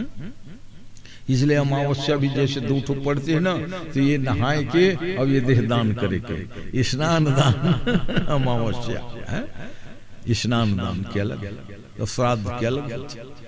अब आप समझ लेना, अमावस्या माने खाली पितरों के नहीं, सबसे बड़ा जो पर्व होता है वो अमावस्या को ही पड़ेगी। वो खन्नाव मौनी अमावस्या, सियान सियानी मल देखन मौनी अमावस्या दिन नहा लें, पूजा पाठ कर लें, तब बोलें। हाँ, बिन सरहल मौन जाके जब कुछ भूला जा रहे तो ऐसे कर कावर आज बोलत कैसे नहीं है दाई है, तो कहते मौनी अमावस्या है। तो अतेक माने नियम के पालन सब करत रहे कावर उन लग ज्ञान से वेद शास्त्र पुराण सबके गृह गृह हो ही पुराना, घर घर पुराण की कथा हो, यखर स्थिति संस्कृति के बारे में उल्ला सम्यक ज्ञान रहा। बोलो वृंदावन बिहारी लाल की जय। अब अकेले धर्मराज युधिष्ठिर बढ़े स्वर्ग के सोपान, हालांकि स्वर्ग के सोपान नहीं है, मिथक बर जैसे जाबे न उम्र तो बता देते हैं कि ये मेरे पांडव मन के हथियार देख गड़े है, यही रस्तल गए, मरो मेरी सीढ़ी उड़ी नहीं है, भटकाव वाली स्थिति है, यहीं से गए होंगे। मैंने आप लोगों को शायद बताया था कि रावण ने आपातकालीन मीटिंग बुलाई, चारों तरफ से उनकी जय जयकार हो रहा था, त्रैलोक के विजेता बने थे, और कहा अरे वैज्ञानिकों साइंटिस्ट लोगों तुम लोग एक बात बताओ, स्वर्ग किसको अच्छा नहीं लगता? सबको अच्छा लगता है सरकार। तो स्वर्ग जाने का रास्ता वास्ता कुछ है?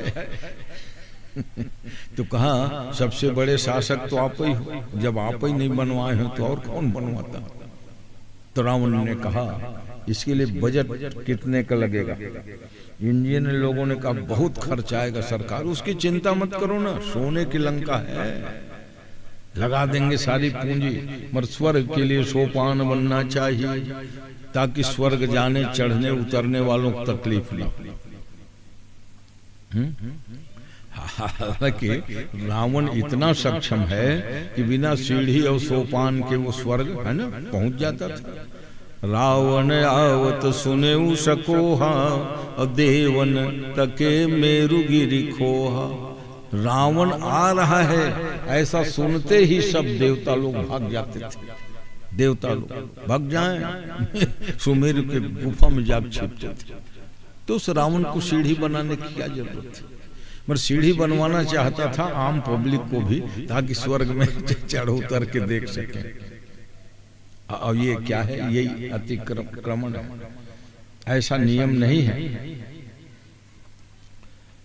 तो उन्होंने कहा योजना सब नोट करो।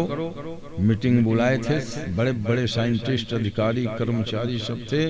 का स्वर्ग के लिए सीढ़ी बनना पंचवर्षीय योजना में नोट कर लो, ये किसी हालत में काम होना चाहिए। पैसे कमी नहीं होने देंगे, बजट हम पूरा करेंगे। तो स्वर्गस्य सोपान, क्या योजना बनाया रावण ने? स्वर्ग के लिए सीढ़ी बनना। दूसरा,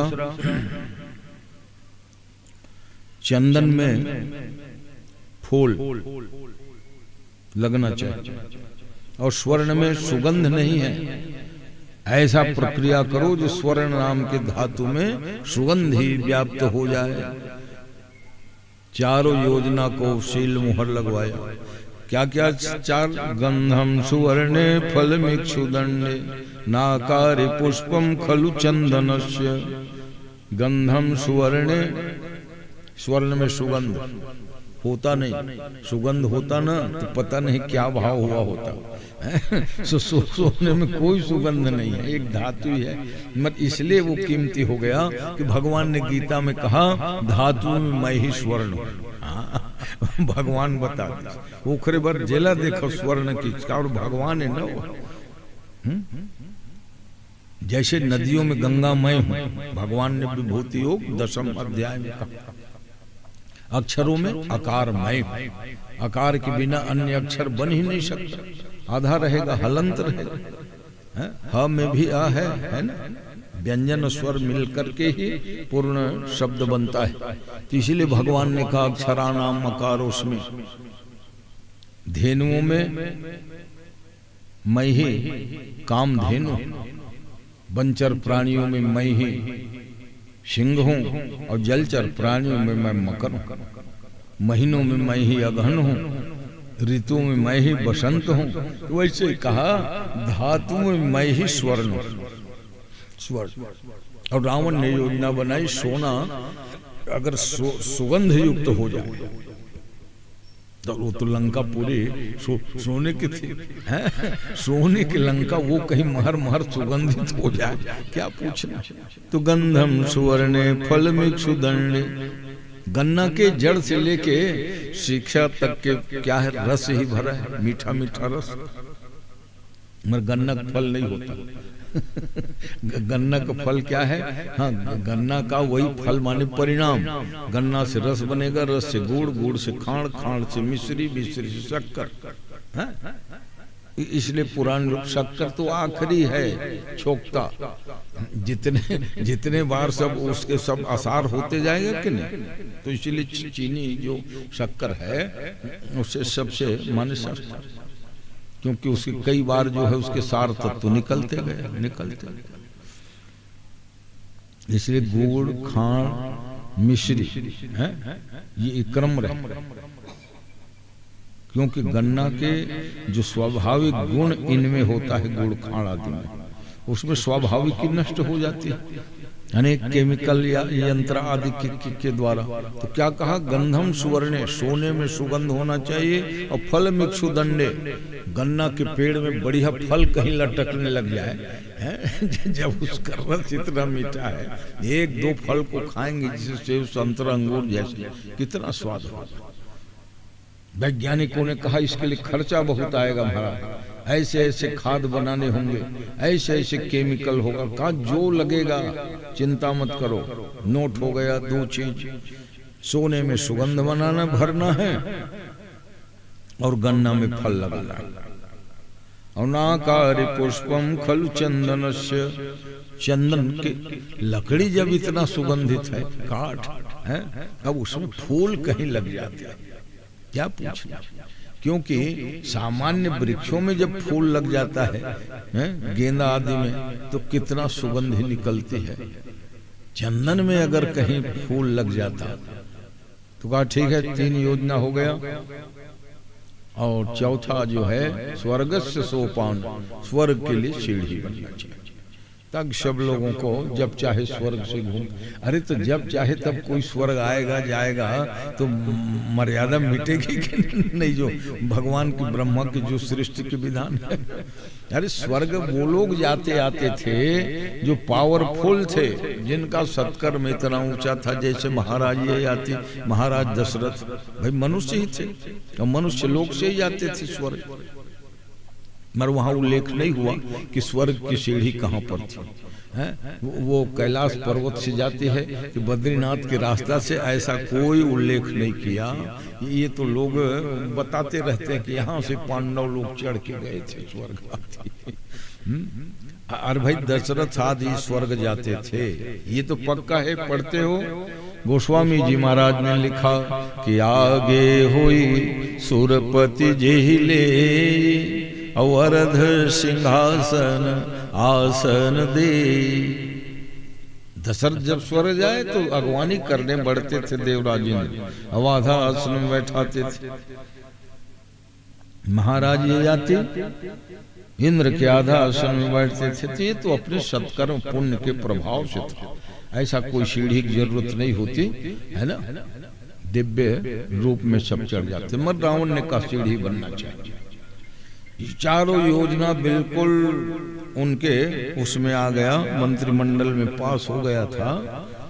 और 2-4 के दिन ही बाद वो घटना इसी घटी।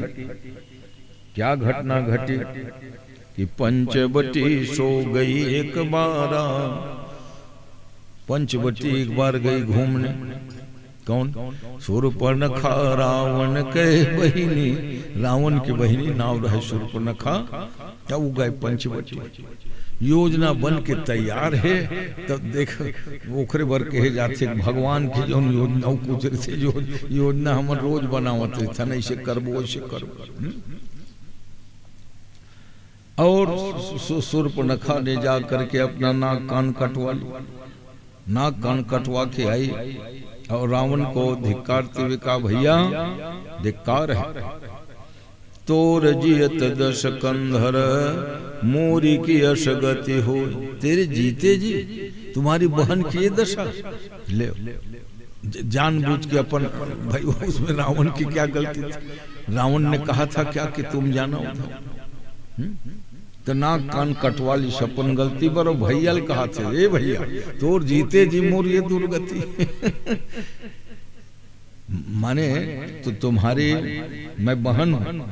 और कथा आती है न रामायणों में कि विद्युत जी हो नाम के बहनोई थे रावण के, शूर्पणखा घर वाला। विद्युत जी हो नाम, बहुत बलवान, पाताल लोक में रहे। तो रावण जब त्रैलोक के विजेता बनने के लिए तीनों लोक के सब लोगों को मारते काटते चले, तो धोखा से अपने बहनोई के ही गर्दन को भी काट दिया।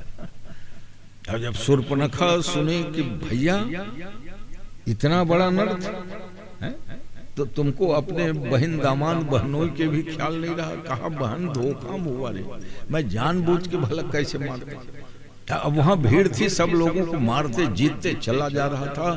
विद्युत जी हो मर गया बहन, तो रो बिलख मत, तेरे जीवन का पूरा दायित्व मैं अभी तक उठाता, नहीं तो तू निराश्रित या अनाथ होके नहीं रहेगा। चल लंका।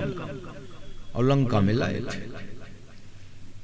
तब से वो शूर्पणखा लंका में रहती थी मायके में, विडो होने के बाद। मगर मन में यही भावना थी कि मैं रावण से बदला लूंगी, बदला लूंगी। अब ये नहीं सोची कि भाई बहन भैया जो है मेरे को खाने पीने सारी चीज सुविधा दे रहे, छोड़ भाई अब जो होना था घटना होना। नहीं, मैं अपने पति के मरण का बदला लूंगा, इसको बिन मरवाए नहीं छोड़ूंगा। है ना। इसीलिए सब धत की चली गई पंचवटी, ताकि राम से इनका विरोध हो जाए। इसीलिए वहां बड़ा गूढ़ार्थ है।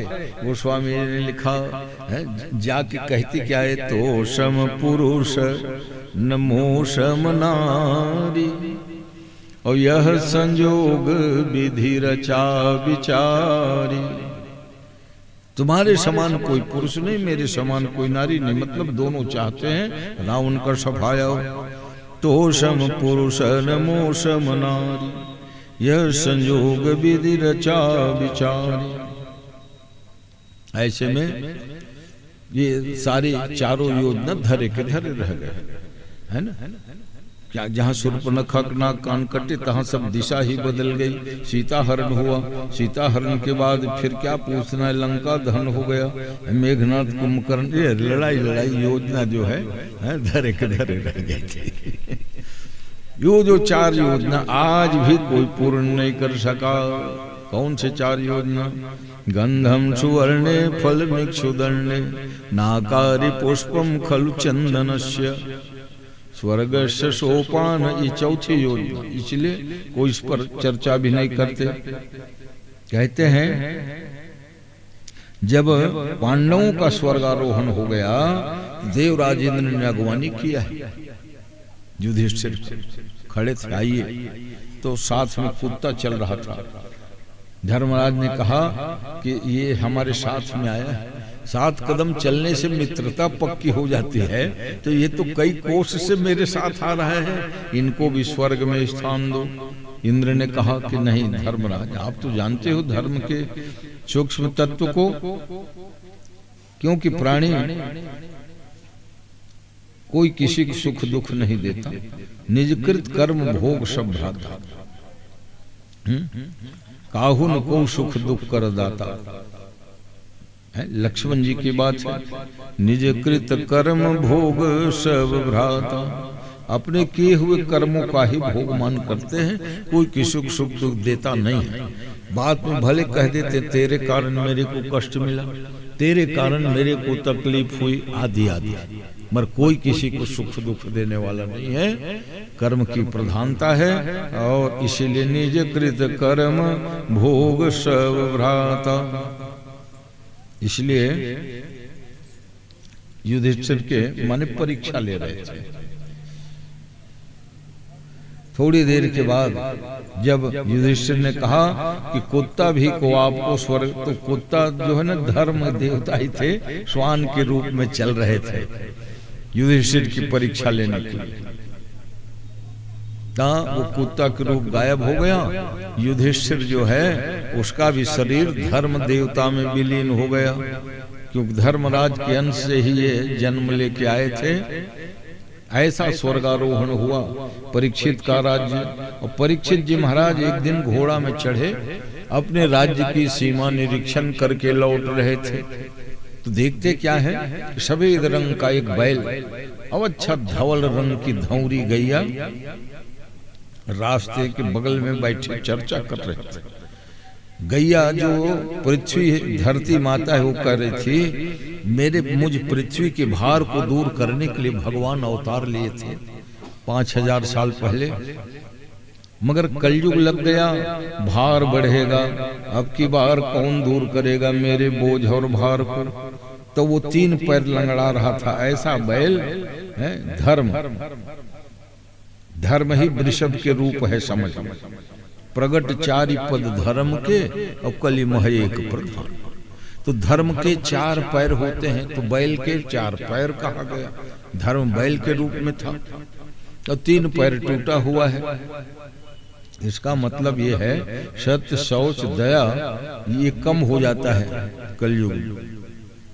दान भरे की महिमा अक्षुण्ण है, क्योंकि जेन केन विधि देन, जेन केन विधि से भी दिया गया दान कल्याणकारी होता है। कलिमह एक प्रधान। हाँ, कलयुग में सत्य शौच दया आदि तो फीके होंगे, पूरा नष्ट नहीं होता। सत्य का बीज कैसे नष्ट हो जाएगा, वो तो रहेगा ही चारों युग में। सत्य मूल है, सब सुकृत सुहाए, जितने पुण्य है सबके मूल में सत्य। हाँ। इसलिए नहीं असत्य समपातक पुंजा, असत्य से बढ़ के कोई पाप नहीं है और सत्य से बढ़ करके कोई धर्म नहीं। धर्म न दूसर सत्य समाना, कौन कह रहा है? तो आगम निगम पुराण बखाना, आगम निगम पुराण वेद सब यही कह रहे हैं। दोनों के संवाद को जो सुना परीक्षित जी ने, और सुनने के बाद लगा कि कलयुग है। काला काला मुकुट बांधे, हाथ में टंगिया लिए, कह रहा था, धमका रहा था किसको? धर्म को, के धर्म तुम मेरे राज्य में नहीं रह पाओगे, मेरा अधर्म से मित्रता है, तुम निकल जाओ, और नहीं तो चौथा पैर भी मैं काट दूंगा तेरा। और समय बैल जो है मल मूत्र त्याग रहा था, डर के मारे थर थर कांप रहा था। इसी समय में महाराज परीक्षित ने म्यान से तलवार निकाला। भयभीत प्राणियों की रक्षा करना कर्तव्य है। उठाया तलवार को पूरा कि माने कलयुग को मैं मार ही डालूंगा। मगर कलयुग बड़ा चतुर, देखा तलवार उठा चुके हैं, मार सकते हैं, जब चरणों में गिर पड़ा। चरणों में गिर पड़ा। कहा महाराज आप तो जानते हो आपके पूर्वज शरणागत की रक्षा करने में प्रवीण थे। शरणागत कहूँ जे तजहि निज अनहित अनुमान, अपने अनहित के अनुमान करके जो शरणागत का त्याग कर देते हैं, ते नर पामर प्राण सम जिनहि बिलोकत हान। शरणागत का परित्याग होता नहीं। और महाराज शिवी शरणागत की रक्षा करने वालों में प्रधान। राम जी तो थे ही, कहते कोटि विप्र बधला गई जाहू, अब आए शरण तजहु नेता। करोड़ ब्रह्म हत्या कर क्या है, और फरन में आगे बोला मैं त्यागों में। शरणागत के इतने बड़े शरणागत वत्सल थे भगवान। शिवी राजा की गोद में कबूतर गिरा, और कबूतर को मेरा शरण में आया है करके उसको खिलाया पिलाया संरक्षण दिया। और बाज आके कहा वो मेरा भोजन है, तुम्हारा शरणागत नहीं। मैं झपट्टा मारा उसको पकड़ने के लिए, वो गिर गया आपकी गोद में, दे दो मैं खा के तृप्त हो जाऊंगा। राजा शिवी ने कहा तुम्हारे लिए हम खीर पूड़ी हलवा मंगाए हैं रे। बाज तू बैठ। तो कहा खीर पूड़ी से तृप्ति थोड़ी होगी, हम मांसाहारी प्राणी हैं। राजा शिवी ने कहा मैं तुम एक क्षण रुको, जंगल से मैं बढ़िया बढ़िया मृग मांस ले आऊंगा, फिर खा लेना। तब उस बाज ने कहा कि राजन धर्म के तत्व बहुत गहन है, शरणागत की रक्षा करना आपका धर्म है। अब मेरे भोजन को तुम छीने हो, इसलिए मुझे भी खिलाना तुम्हारा धर्म है।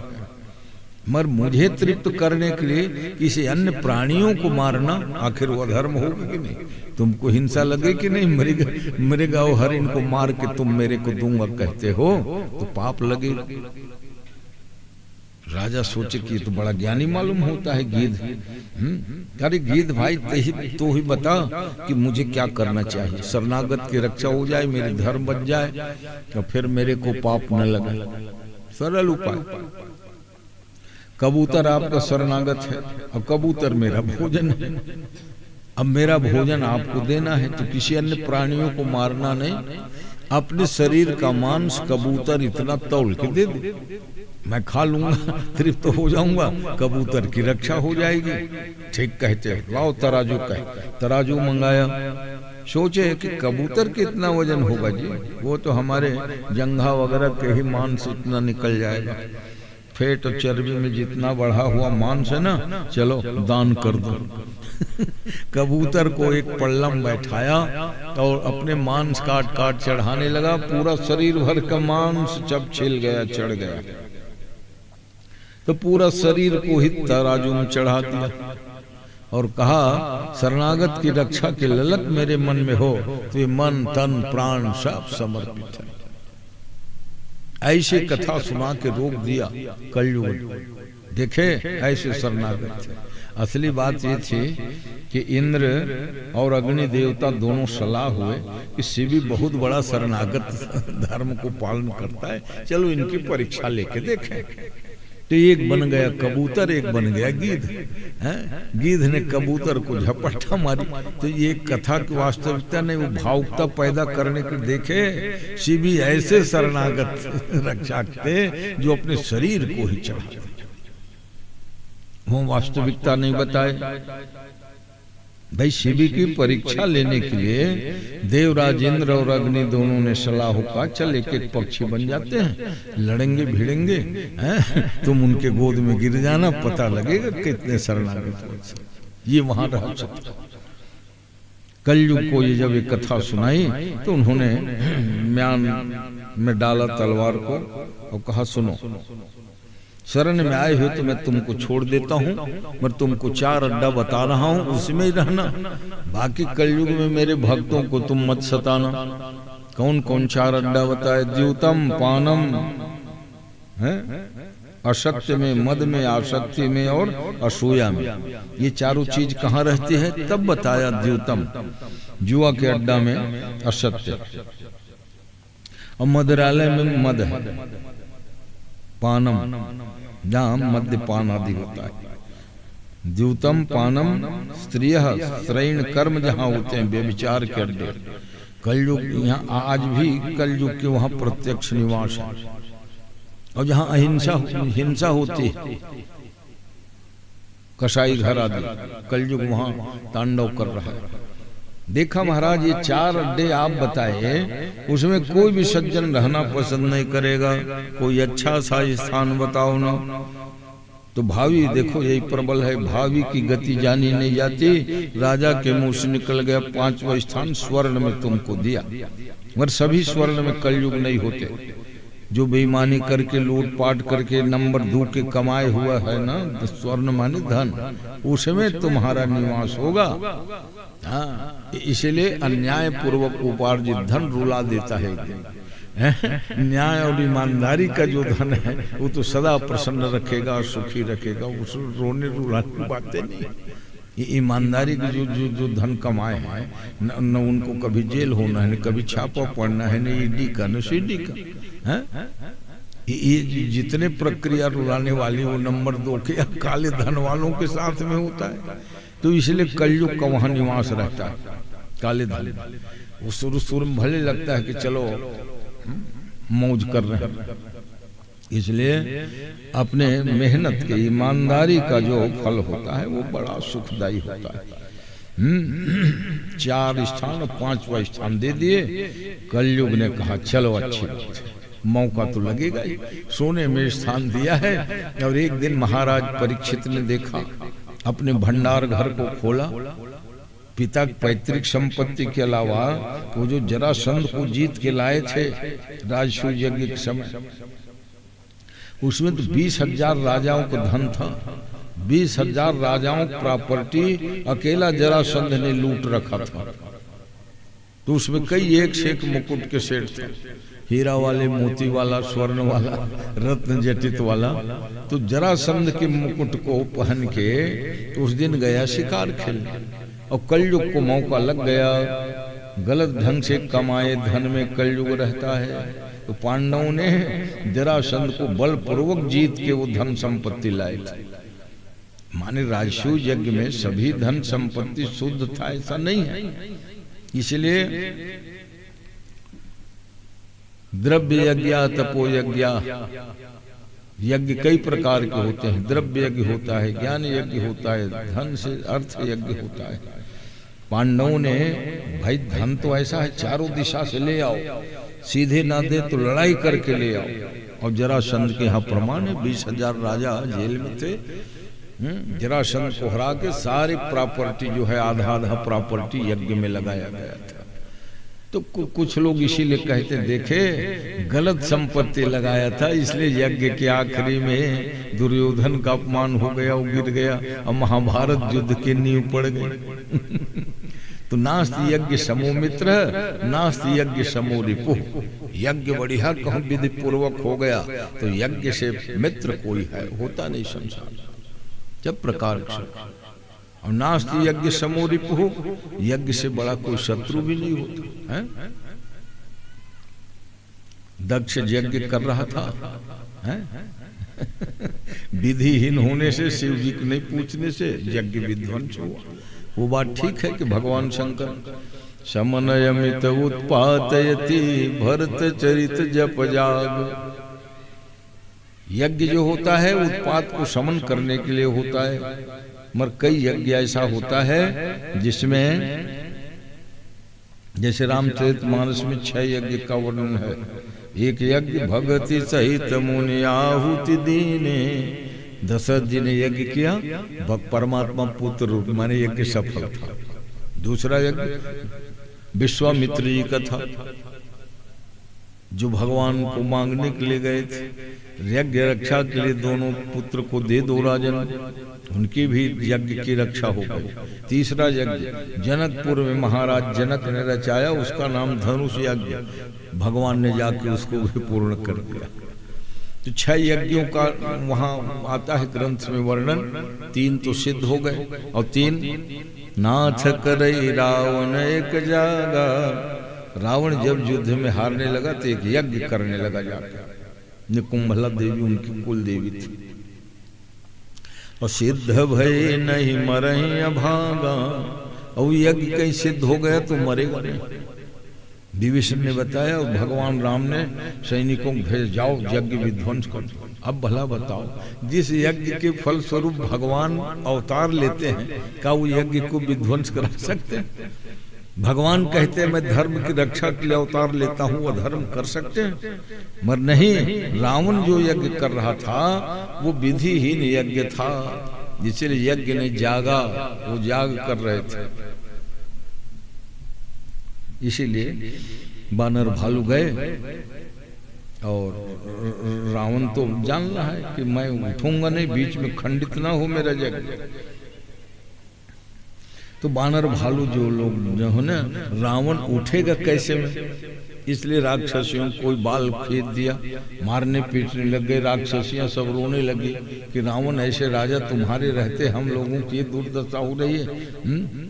बंदर भालू हमारे घर में घुस के हमारे कोई वस्त्र खींच रहा है, बाल खींच रहे। तब रावण ने कहा अरे बड़ा मुश्किल है, अब उठना ही पड़ेगा मेरे को। तो उठाओ, गुस्सा के मारे धर धर बानर भालू पैरे में डाले, रौंदते चले। अब यज्ञ तो विध्वंस हो गया। तो नाथ करई रावण एक जागा और सिद्ध भय नहीं मरई अभागा। तो रावण का यज्ञ विध्वंस कराया भगवान ने। एक मेघनाद मख करे अपावन। अब बाप के पद चिन्हों में मेघनाद भी यज्ञ करने लगा कि मेरे को कोई मार न सके। खल मायावी देव शतावन। विभीषण ने कहा अगर ये यज्ञ पूर्ण हो जाएगा तो ये भी नहीं मरेगा। अच्छा, तो वो यज्ञ कैसा था? तामस यज्ञ था। आहुति देत रुधिर रुहैसा। तो जब रक्त मांस आदि की आहुति दे है, वो यज्ञ भगवान कैसे पूरा होने दे हैं? इसलिए विध्वंस करा दिया। तो 3 यज्ञ को तो भगवान ने संरक्षण किया और 3 यज्ञ को विध्वंस कराया। दक्ष के यज्ञ को विध्वंस कराया, रावण के यज्ञ को विध्वंस कराया, मेघनाद के यज्ञ को विध्वंस कराया। और संपूर्ण सिद्धि किसको किए? दशरथ जी के यज्ञ को, विश्वामित्र के यज्ञ को और महाराज जनक के यज्ञ को सिद्ध कराया गया। तो अनेक ये कई ठन यज्ञ के उदाहरण मैंने दे के समझा दिया। जो यज्ञ सर्वजन हिताय सर्वजन सुखाय, धर्म के रक्षा के लिए करते हैं, उस यज्ञ में भगवान आके सहायता करते हैं। और जो यज्ञ किसी को नीचा दिखाने के लिए हो, किसी को जलन में, ईर्ष्या में नीचा दिखाने के लिए हो, उस यज्ञ को भगवान समर्थन नहीं करते। और एक दिन जब ये शिकार खेलने के लिए गए तो वही मुकुट पहने थे, नंबर 2 वाला, लूटे पीटे। कलयुग ने देखा अच्छा मौका है। कलयुग तो मौका तलब शरणार्थी हुआ था ना, मौका मिले तब बताऊंगा। ये मेरे को डांट रहा था। वही मुकुट स्वर्ण के बैठ गए, रास्ता भूल गए, कोई साथी तो ले नहीं गए थे। इसलिए राजा या वीआईपी लोग आज भी प्रोटोकॉल नियम के अनुसार चलते। मार कतनु देखा रहे पर प्रोटोकॉल पुलिस आदि गाड़ी रखनी चाहिए, नियम। अरे माने तुमको खतरा नहीं है, सक्षम रहते थे नियम, राजा महाराजा सक्षम थे, मगर रास्ता तो भूल गए और रास्ता भूल गए, अकेले हैं। इधर इधर जितने भटकाव और भूख प्यास लगने लगे तो देखते देखते एक आश्रम दिखा जो नदी किनारे था। कहा चलो जान बच गई। वो आश्रम में कौन थे? महाराज समीक ऋषि, कुलपति श्रेणी के महात्मा थे। 10,000 विद्यार्थी पढ़ते थे और कौशिकी नदी के तट में था वो आश्रम, क्योंकि प्राचीन समय में बड़े बड़े गुरुकुल रहे, है ना। वहाँ ये तो लॉर्ड मेकाले ने इंग्लिश वाले स्कूल शुरू किया था, उसके पहले आखिर गांव गांव हर नगर में गुरुकुल था। अंग्रेजों के आने के पहले वर्णन आता है कि हजारों गुरुकुल, एक से एक विश्वविद्यालय, तक्षशिला, नालंदा, 1800-900 साल पहले इतने उत्तम शिक्षा व्यवस्था थी कि वर्णन करते बनता है। विश्व के सब विद्यार्थी पढ़ते थे भाई। ये ह्वेन सांग जो आया था 800 साल पहले, वो तो चाइना से था। चीनी यात्री 14 साल रहा, 12 साल पढ़े यहाँ विश्वविद्यालयों में और विद्वान बन गया। हाँ, फिर वो लिखने लगा। भारत में ऐसा ऐसा होता था। भारत में पहले ताले लगते नहीं थे, ह्वेन सांग ने वर्णन किया। क्यों? कि दूसरों के द्रव्य को कोई छूता तक नहीं था। हीरा मोती पड़े रहे, कत को कीमती चीज कोई छूता नहीं था। ये मेरा नहीं है, जजस्मनी यम में तत्परेश, ताले नहीं लगते थे। ऐसा जमाना, ज्यादा दिन नहीं पहले। क्यों? कि सब ईमानदार थे, सब धर्मज्ञ थे और सब गुणवान थे। पराये द्रव्य को लोष्ठवत मानते थे। वो थी भारत। मातृवत परदारेषु परद्रव्येषु लोष्ठवत आत्मवत सर्वभूतेषु यह पश्यति स पंडितः। पराई नारी में मातृवत भावना रखते थे सब लोग और दूसरों धन संपत्ति को मेटा माने मिट्टी ढेला समझते थे और अपने आत्मा के समान सबको समझते थे। इसलिए सब पंडित माने ज्ञानी थे। यह पश्यति स पंडितः। पंडित शब्द जो है सम्मान सूत्र, तो पंडित की परिभाषा क्या है? तो यही श्लोक है, मातृवत परदारेषु। पंडित किसे कहते हैं? खाली लिख देने से थोड़े होगा पंडित फलाना। पराई नारी में मातृवत भावना हो, दूसरे के धन को मिट्टी ढेला समझे तो अपनी आत्मा के समान सब प्राणियों में परमात्मा को देखे, वो पंडित होते हैं। यह पश्यति स पंडिता जरूरी है, और अगर परिभाषा ना करे तो ऐसे में समीक ऋषि ध्यान में थे। पानी नहीं पूछा, जलपान नहीं दिया और इतने में वो नाराज हो गया, क्योंकि कलयुग का प्रभाव था। और कलयुग का प्रभाव क्या है? कलि प्रभाव विरोध चहुरा, महात्मा के विरोध में उतर आया। और लाखों के अनुदान मैं देता हूं, आज पानी नहीं पूछा। अपने धनुष के नोक से एक मरा हुआ सर्प पड़ा था आश्रम के बाहर, उसी सर्प को नोक में उठा के गले में लपेट दिया। अब जैसे गले में लपेटा, वो तो ध्यान में थे। बच्चों ने देखा और उन बच्चों में इनके पुत्र भी थे। श्रृंगी ऋषि 9 साल का था विद्यार्थी। गुस्सा आ गया, कौशिकी के जल को उठा के कहा कि मेरे पिता के गले में जो सर्प लपेटे हैं, तक्षक के द्वारा काटने से मर जाएगा 7वें दिन। ऐसा दारुण साफ सुन के हाहाकार मच गया। और राजा तो अपने घर आ गए, मुकुट उतारा तो बुद्धि शुद्ध, स्नान किए तो और शुद्ध, पूजा करने बैठे तो ज्ञान हुआ कि मुझसे आज गलती हुई। निर्दोष महात्मा के गले में मैंने सांप लपेट दिया।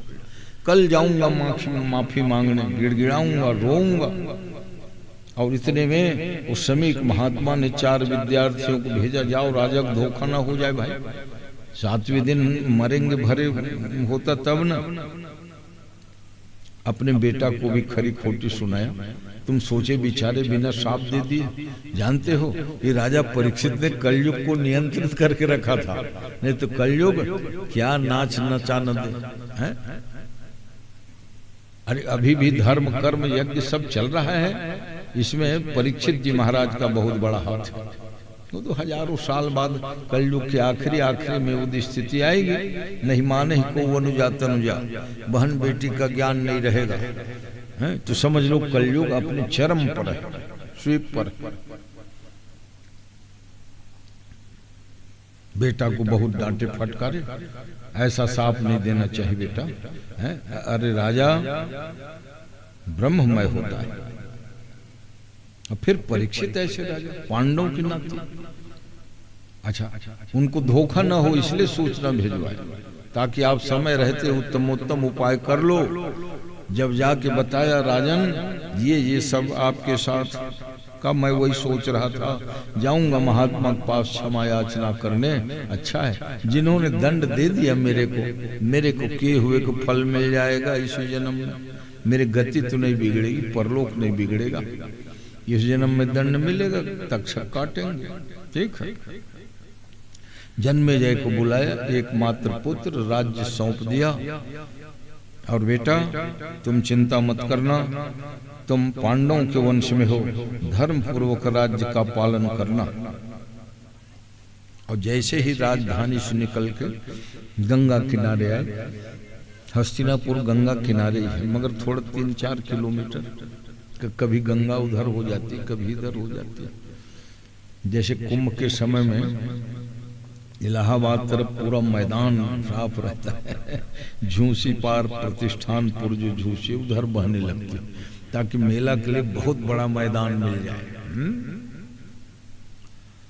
और नहीं तो कभी कभी 2 धारा हो जाती है गंगा जी की, ताकि बीच में भी द्वीप में रह जाएं। ऐसा इस बार तो बहुत मेहनत करके बनाए गए हैं ना, 12 किलोमीटर का घाट है, क्योंकि थोड़े मोड़े जगह में कहाँ सब डुबकी लगा पाते, 12 किलोमीटर के घाट तब ना। तो ऐसे में जब आया वो कहाँ, गंगा किनारे, और गंगा किनारे एक बरगद का झाड़ था जिसके बारे में मैं रोज जिक्र करता हूँ, सुकताल नामक स्थान में बरगद झाड़ के नीचे सब महात्मा एकत्रित हुए। क्या हुआ, पांडवों के वंश में उत्पन्न महाराज परीक्षित के साथ ऐसा कैसे घटना। परीक्षित ने कहा अब कैसे हुई उसको छोड़िए, मुझे करना क्या चाहिए ये सब कृपा करके बताओ। संत महात्माओं सबका दर्शन एक जगह हो रहा है, मैं भाग्यशाली हूँ। ये चर्चा चली रही थी, उतने में भगवान की प्रेरणा से सुखदेव स्वामी का आगमन हुआ। बोलो सुखदेव महाराज की जय। वो सुखदेव महाराज जो गोदोहन मात्र बेला से अधिक कहीं नहीं रुकने वाले, 7 दिन के लिए अपना आसन लगाया और वही बरगद झाड़ के नीचे मृगचर बिछा है। सुनने के लिए व्यास, पराशर, शक्ति, वशिष्ठ 5 पीढ़ी वहां बैठे थे। राजा ने कहा महाराज अब मुझे करना क्या चाहिए, क्योंकि ये तो सब जान गए हो कि मेरे को शाप लगा है। क्या भगवान की कथा सुननी चाहिए, भगवान की कथा से बढ़ करके और कोई शांति और आनंद देने वाली बात नहीं है। यहां से देखो सुखदेव परीक्षित संवाद लग जाता है। सुखदेव जी ने अनेकों प्रकार की कथा के द्वारा बताया कि ब्रह्म और परमात्मा अविनाशी, अजन्मा, निर्गुण आदि होते हुए भी लीला करने के लिए अवतार लेते हैं।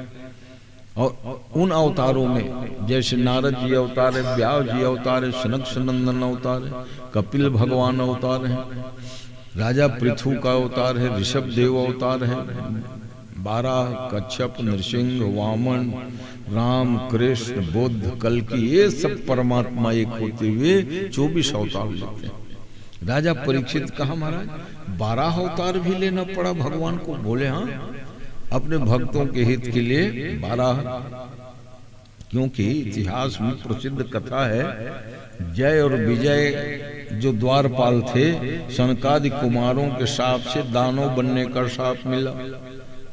अब देखो कथा का मिलान कर लीजिए। और इधर कश्यप की पत्नी दिति गर्भ धारण करना चाहती थी, मगर संध्या समय में गर्भ धारण नहीं करना कह के बताए, नहीं मानी, तो गर्भ धारण हुआ और बताया 2 दानव संतान पैदा होंगे।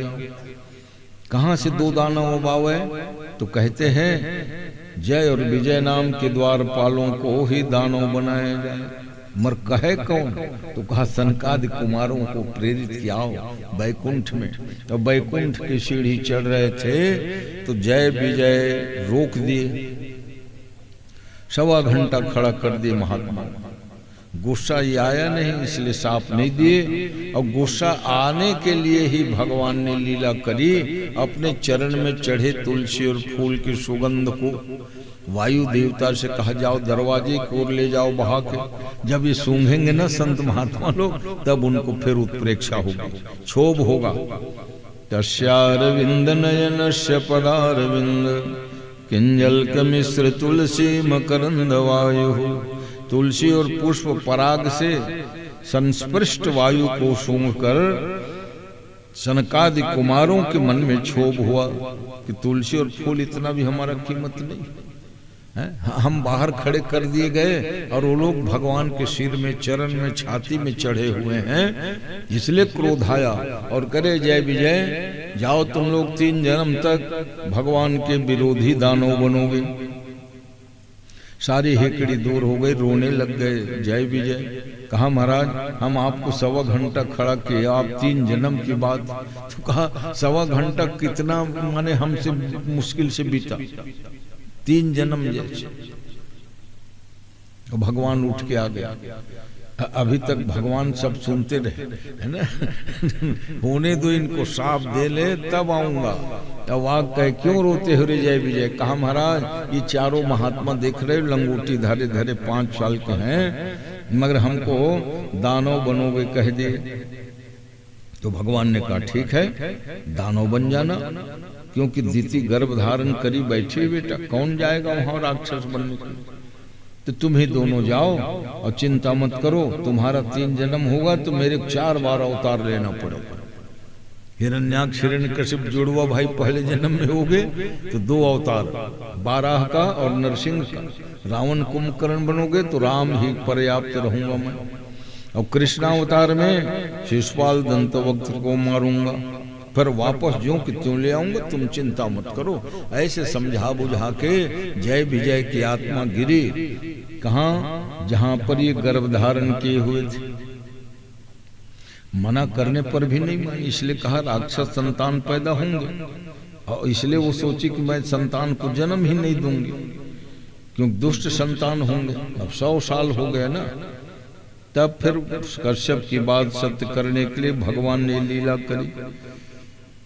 दोनों जोड़वे भाई का जन्म हुआ तो पृथ्वी हिलने लगी भूकंप जैसे, गरम गरम हवा चले, समुद्र में उताल सुनामी लहरें आने लगी। कश्यप ऋषि समझ गए ये गलत समय में गर्भ धारण करने का ये परिणाम। हिरण्याक्ष हिरण्यकशिपु नाम धर के कहा जाओ रे तपस्या करो। हिरण्याक्ष जो है जल में और हिरण्यकशिपु पहाड़ में। जल में जब खड़ा हुआ कमर भर जल हुआ, मछली कछुआ नोचने लगे तो सबको मार मार के किनारे नारद जी महाराज पहुंचे हैं और कहा अरे हिरण्याक्ष ये कछुआ मछली निरीह प्राणी है रे, इनको मार के कौन से बहादुरी काम कर रहे हो? अरे लड़ने का शौक हो तो अपनी समानता से लड़ो। कहाँ रहते मेरे समानता वाले, मैं भी ढूंढ रहा हूं। तो कहा तुम एक काम करो, 75% जल है, 25% में पृथ्वी है, और पृथ्वी को गेंद जैसा गोला तो है, ढुलाते ढुलाते समुद्र में डुबा दो। अब नारद जी की बात मान के समुद्र में डुबा दे, और जब पृथ्वी ही डूब गई सागर में तो सृष्टि कैसे हो? ब्रह्मा चिंता में मगन बैठे थे, ध्यान करते, नाग के छिद्र से एक तो जंतु निकली कीड़ा नुमा। उस समय ब्रह्मा क्या मालूम यही भगवान है। देखते देखते वो जंतु कीड़ा विशाल पर्वताकार शरीर में 12 रूप में भगवान प्रकट हुए। बोलो 12 अवतार भगवान की जय। 12 भगवान के जितने हाथ पैर सूंड नासिका यज्ञ के अवयव हैं। यज्ञ में क्या रहता है? सुरुचि, सुरवा, प्रोक्षणी, प्रणीता, आज्यस्थाली, वो सब भगवान के अंग प्रत्यंग का ही नाम है। जैसे 12 भगवान के केश से कुशा बना और पसीना से दुर्वा, ये दूबी घास जो है ना भगवान 12 के, इसलिए वो पवित्र है। दुर्वा पूजा में रोज चढ़ता है। कुशा, पिंड पानी आदि कुशा के बिना कोई पवित्री होते ही नहीं। तो ये भगवान 12 के ही जब बाल झराए ना पृथ्वी को उद्धार करने के बाद, तो कुशा और दूबी का जो उत्पत्ति है ऐसा वर्णन आता है। बोलिए भक्तवत्सल भगवान की जय। तो भगवान 12 ने आश्वासन दिया ब्रह्मा जी को, मैं पृथ्वी का उद्धार करता हूँ। दाढ़े में पृथ्वी को लेकर के वन 12 है ना, वन 12 में दाढ़े होते हैं दंश, और गांव के 12 जो है सूकर होता है उसके दाढ़े खिरसा नहीं होते। पृथ्वी को लेकर जब निकले तो इन्होंने कहा, ललकारा, पृथ्वी को ले जाओगे चोर हो। भगवान मन ही मन मुस्कुराए, ले चोरी की इसने की, और मैं अपने पत्नी, भगवान की पत्नी है पृथ्वी, छुड़ाने आया हूं। भगवान ने भी परिचय नहीं दिया कि तुम लोग द्वारपाल थे तो मैं ही विष्णु भगवान, ऐसा मैं परिचय नहीं दिया। वैसे में तो लड़ाई नहीं होती ना पहचान जाते हमारे मालिक हम सेवा। जैसे लीला वगैरह में जो बना रहता है। एक रामलीला मंडली बतलाता हूँ, चैतू हलवाई वाला। एक रामलीला मंडली में चाचा रावण बने और राम जो है भतीजा था वो राम बने, और जब संवाद होए तो राम जो बना था उसको लगे ये तो मेरे आदरणीय चाचा जी कैसे उनको डांटे डपटे अब शब्द बोलो, कैसे कहूँ चोर हो, कुमार गामी हो, दुष्ट हो, तो संकोच के मारे धीरे धीरे बोले। मैनेजर कहा लीला फ्लॉप कर रहे हो, आप राम बने हो तो राम जैसे बोलो ना भाई, जैसे संवाद में मेरे चाचा जी हैं इसलिए तो लीला फ्लॉप हो गई है। तो इसने कहा चोर हो तुम, तो भगवान मुस्कुराए, लीला ठीक कर रहे हो। 27 दिन तक लड़े दोनों, भगवान 12 रूप में थे और ये हिरण्याक्ष। और बीच बीच में भगवान बड़ाई कर देते थे, बहुत बलवान है रे तू, मेरे को उलझा के रख दिया तो और बलपूर्वक भीड़ के लड़ते थे। हाँ, शत्रु ने मेरा लोहा मान लिया। देखो अब 28वां दिन सब जलचर प्राणी ऋषि मुनि सब प्रार्थना के, महाराज मंदराचल को तो एक पहाड़ ने मथा था, समुद्र को एक मंदराचल ने, ये तो 2 मंदराचल पूरा मथ डालेंगे, पीस डालेंगे जीव जंतु, क्योंकि पर्वताकार शरीर था दोनों का। भगवान भी 12 रूप में विशाल, और ये भी। तो भगवान ने एक मुक्का मारा कपोल को, उनके कपोल में मुष्टि प्रहार लगते ही वो जल में उत्तान गिरा है। देखो प्राण निकलने के समय और सामने भगवान खड़े। संत महात्माओं ने देखा, बड़ाई करने लगे, वाह रे हिरण्याक्ष, जीवन भर तो खुरापाती किया। मर मरते समय कई जने बहुत दुस्वभाव होते, मर मरते समय कोई कष्ट तकलीफ नहीं होता है। और कई जने बहुत पुण्यादि कर्म किए रहते, उनको भी प्रारब्ध कर्म भोगने के कारण कष्ट होता है। तो हिरण्याक्ष जब मरने लगा तो ऋषि मुनियों ने कहा, जन्म जन्म मुनि जतन कराही, अंतराम कही आवत नाही। जीवन भर प्रयास करने वालों को भी भगवान का नाम नहीं आता। अब इनके सामने भगवान खड़े, फूलों की वर्षा हो रही है, दुंदुभियां बजने लगी। बोलिए भक्तवत्सल भगवान की जय, 12 अवतार भगवान की जय। भगवान ने फिर अपने दाढ़े से पृथ्वी को उतार के कील में रख दिया। अब पृथ्वी की स्थापना कर कहा, मनुष्यों तुम लोग धरती माता की रोज पूजा करो, क्योंकि अगर ये धारण नहीं करेगी तो तुम लोग कहाँ रह पाओगे। धारण करती इसलिए धरती है, हम मंगलवार को धरती नहीं खोदना, क्योंकि ये पृथ्वी के पुत्र है मंगल, इसलिए बहुत ममता है। मंगल है ना, मंगल ग्रह अनुकूल होने से लोग बहुत बहुत जमीन के मालिक बन जाते हैं। हाँ, मंगल पृथ्वी के पुत्र है। और अंबुवाची योग में पृथ्वी को नहीं खोदना। अंबुवाची योग माने रजस्वला होती है धरती माता। आर्द्रा नक्षत्र के प्रथम चरण 4 दिन में धरती को जोतना खोदना मना ही है। इसलिए हल प्रवहन और बीजोक्ति का मुहूर्त इन 4 दिनों में नहीं रहता। उसमें जोतने आदि से खोदने से कभी अकाल पड़ जाता है, कभी अतिवृष्टि, कभी अनावृष्टि हो जाती है। धरती माता को ये लगने लगा कि हमारे बिना भगवान के भी काम नहीं चलते। तभी तो देखो 12 रूप धर करके हमको लेने गए थे। भगवान ने समझ लिया इनको अभिमान है, चलो बैठो गरुड़ में, घुमा देते हैं। और घुमाए क्या, अरे वो तो एक पृथ्वी तो पृथ्वी लोक में है, अनंत ब्रह्मांड है। भगवान सबको सैर कराते कराते ले गए कहाँ, गोलोक धाम। और गोलोक धाम में बिरजा नदी, अनेकों ब्रह्मांड। कहा महाराज यहाँ ऐसे ऐसे पेड़ फल फूल पौधे हैं जो हम कभी पृथ्वी लोक में देखे नहीं। तो पृथ्वी लोक से ये अलग आए हैं। तुम क्या समझते हो कि भगवान का काम मुझ पृथ्वी के बिना नहीं होता होगा? अनंत ब्रह्मांड में अनंत पृथ्वी है, ले देख। तब धरती माता ने कहा नहीं, मुझे अभिमान हो गया था, क्षमा करें। तो पृथ्वी की स्थापना हुई है। और धरायै नमः सरल मंत्र, तुम श्री धरायै नमः। धरा माने पृथ्वी, चतुर्थी लगा दो, मंत्र बन गया। धरायै नमः चंदनम समर्पयामि पुष्पम समर्पयामि। बिस्तर से उठो और रोज पांव पर लिया करो। समुद्र वसने देवी पर्वतस्तन मंडले, विष्णुपत्नी नमस्तुभ्यम पादस्पर्शमस्व। धरती की स्थापना हुई, तब ब्रह्मा जी ने कहा अब सृष्टि को बढ़ाने के लिए दाहिने भाग से मनु, बाएं भाग से शतरूपा पुत्रिका धर्मान के दोनों को विवाह किए। इसके पहले कोई दंपति नहीं। ये प्रथम दंपति मनुष्य मात्र में हुए। मनुष्यों के पुरखा है महाराज मनु। स्वयं भो मनु अरु शतरूपा, इनते भई नर सृष्टि अनूपा। संसार में फिर अनुपम मनुष्यों की सृष्टि हुई, जो आज 7.5 अरब के एक पृथ्वी में है। कितनी आबादी है मनुष्यों की? 7.5 अरब। और सब मनु के संतान। हाँ, चाहे स्वीकार करें या ना करें, मानव का मतलब ही होता है मनोरपत्यम पुमान मानव। मानव कौन कहलाया? मनु के संतान। इसलिए सब मनु के संतान हैं। वर्तमान में जो भारत के अलावा अमेरिका, इंग्लैंड, ब्रिटेन जहां भी है, वो कोई कहता है कि हम अमेरिकन हैं, हम रशियन हैं, मगर मनुष्य तो हैं। और मनुष्य है माने मनु के वंशज हैं, मनु के वंशज। ये ध्रुव सत्य, क्योंकि 2 पुरखा हुए थे, मनु और दनु। दनु से दानव हुए और मनु से जितने मनुष्य हैं वो हुए।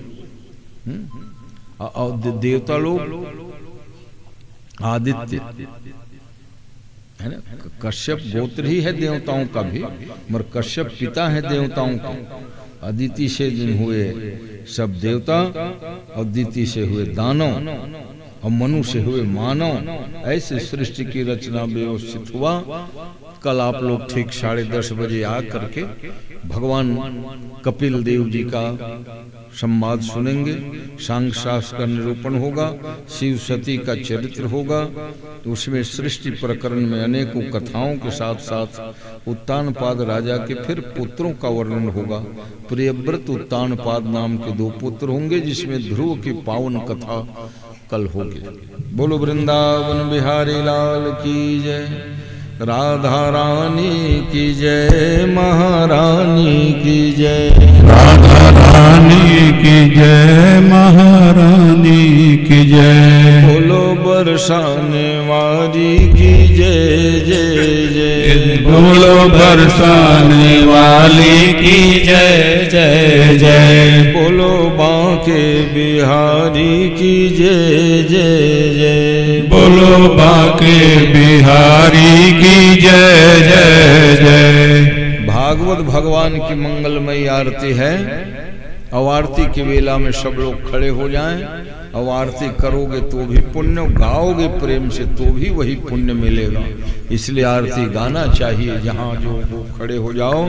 बोल वृंदावन बिहारी लाल की जय। बांके बिहारी तेरी आरती गाऊं, बांके बिहारी तेरी आरती गाऊं, आरती गाऊं प्यारे आपको मनाऊं, आरती गाऊं प्यारे आपको मनाऊं, हे गिरधर तेरी आरती गाऊं, हे गिरधर तेरी आरती गाऊं, मोर मुकुट प्यारे शीश पे सोहे, मोर मुकुट प्यारे शीश पे सोहे, प्यारी बंशी मेरो मन मोहे, प्यारी बंसी मेरो मन मोहे, देखी छवि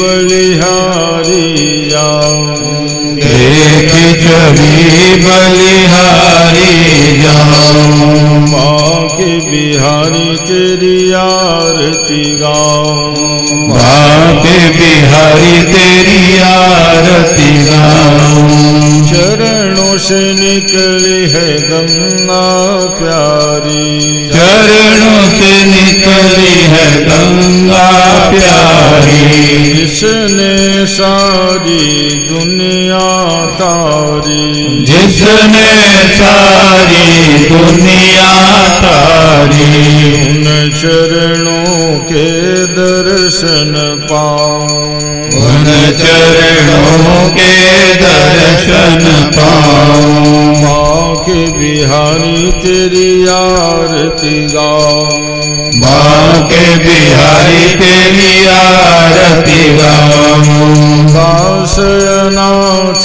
के नाथ आप हो, नाथ अनाथ के नाथ आप हो, सुख दुख जीवन प्यारे साथ आप हो, सुख दुख जीवन प्यारे साथ आप हो, प्रभु चरणों में बलि बलि जाऊं, प्रभु चरणों में बलि बलि जाऊं, बांके बिहारी तेरी आरती गाऊं, बांके बिहारी तेरी आरती गाऊं, आरती गाऊं प्यारे आपको रिझाऊं, आरती गाऊं प्यारे आपको रिझाऊं, कुंज बिहारी तेरी आरती गाऊं, कुंज बिहारी तेरी आरती गाऊं,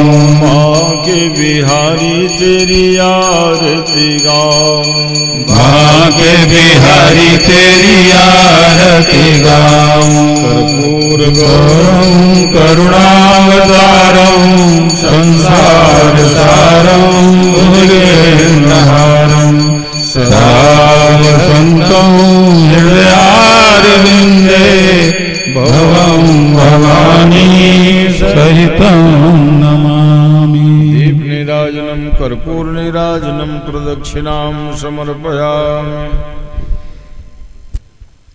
जलेन शीतलीकरणम् आत्माभिवन्दनं च। फूल देव हाथ में। त्वमेव माता च पिता त्वमेव त्वमेव बन्धुश्च सखा त्वमेव त्वमेव विद्या द्रविणं त्वमेव त्वमेव सर्वं मम देव देव। गोविंद मेरी यह प्रार्थना है, भूलो न मैं नाम कभी तुम्हारा, निष्काम होके दिन रात गाऊं गोविंद दामोदर माधवेति। नाना सुगंधि पुष्पाणि यथा कालोद्भवानि च पुष्पांजलिर्मया दत्तं गृहाण परमेश्वर। मंत्र पुष्पांजलिं समर्पयामि। बोलो वृंदावन बिहारी लाल की जय। शंकर भगवान की जय। बजरंग बली की जय। सत्य सनातन धर्म की जय। धर्म की जय हो। अधर्म का नाश हो। प्राणियों में सद्भावना हो। विश्व का कल्याण हो। गौ माता की जय। धर्म सम्राट स्वामी श्री करपात्री जी महाराज की जय। वेद व्यास भगवान की जय। अपने अपने गुरु माता पिता की जय। आज के आनंद की जय। 12 अवतार भगवान की जय। अपने अपने गुरु माता पिता की जय। हर महादेव। पार्वती पते हर। प्रसाद सबको मिलना चाहिए। प्रेम से बोलो वृंदावन बिहारी लाल की जय। अभी आपने परम पूज्य गुरुदेव भगवान के मुखारविंद से, उनके अमृतमय वचन से उस परम पिता परमेश्वर की पावन कथा का श्रवण पान किया है। ठीक कल 10:30 बजे पुनः इस धर्म सभा पर आप सादर आमंत्रित हैं।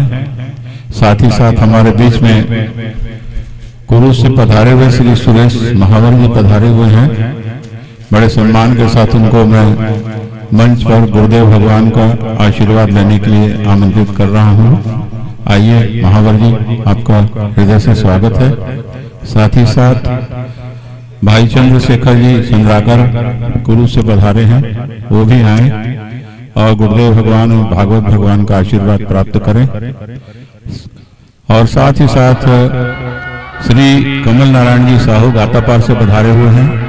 मैं उन्हें भी बस सम्मान मंच पर आमंत्रित करता हूं कि आइए गुरुदेव भगवान एवं भागवत भगवान का आशीर्वाद आप प्राप्त करें, अपने जीवन को कृतार्थ करें।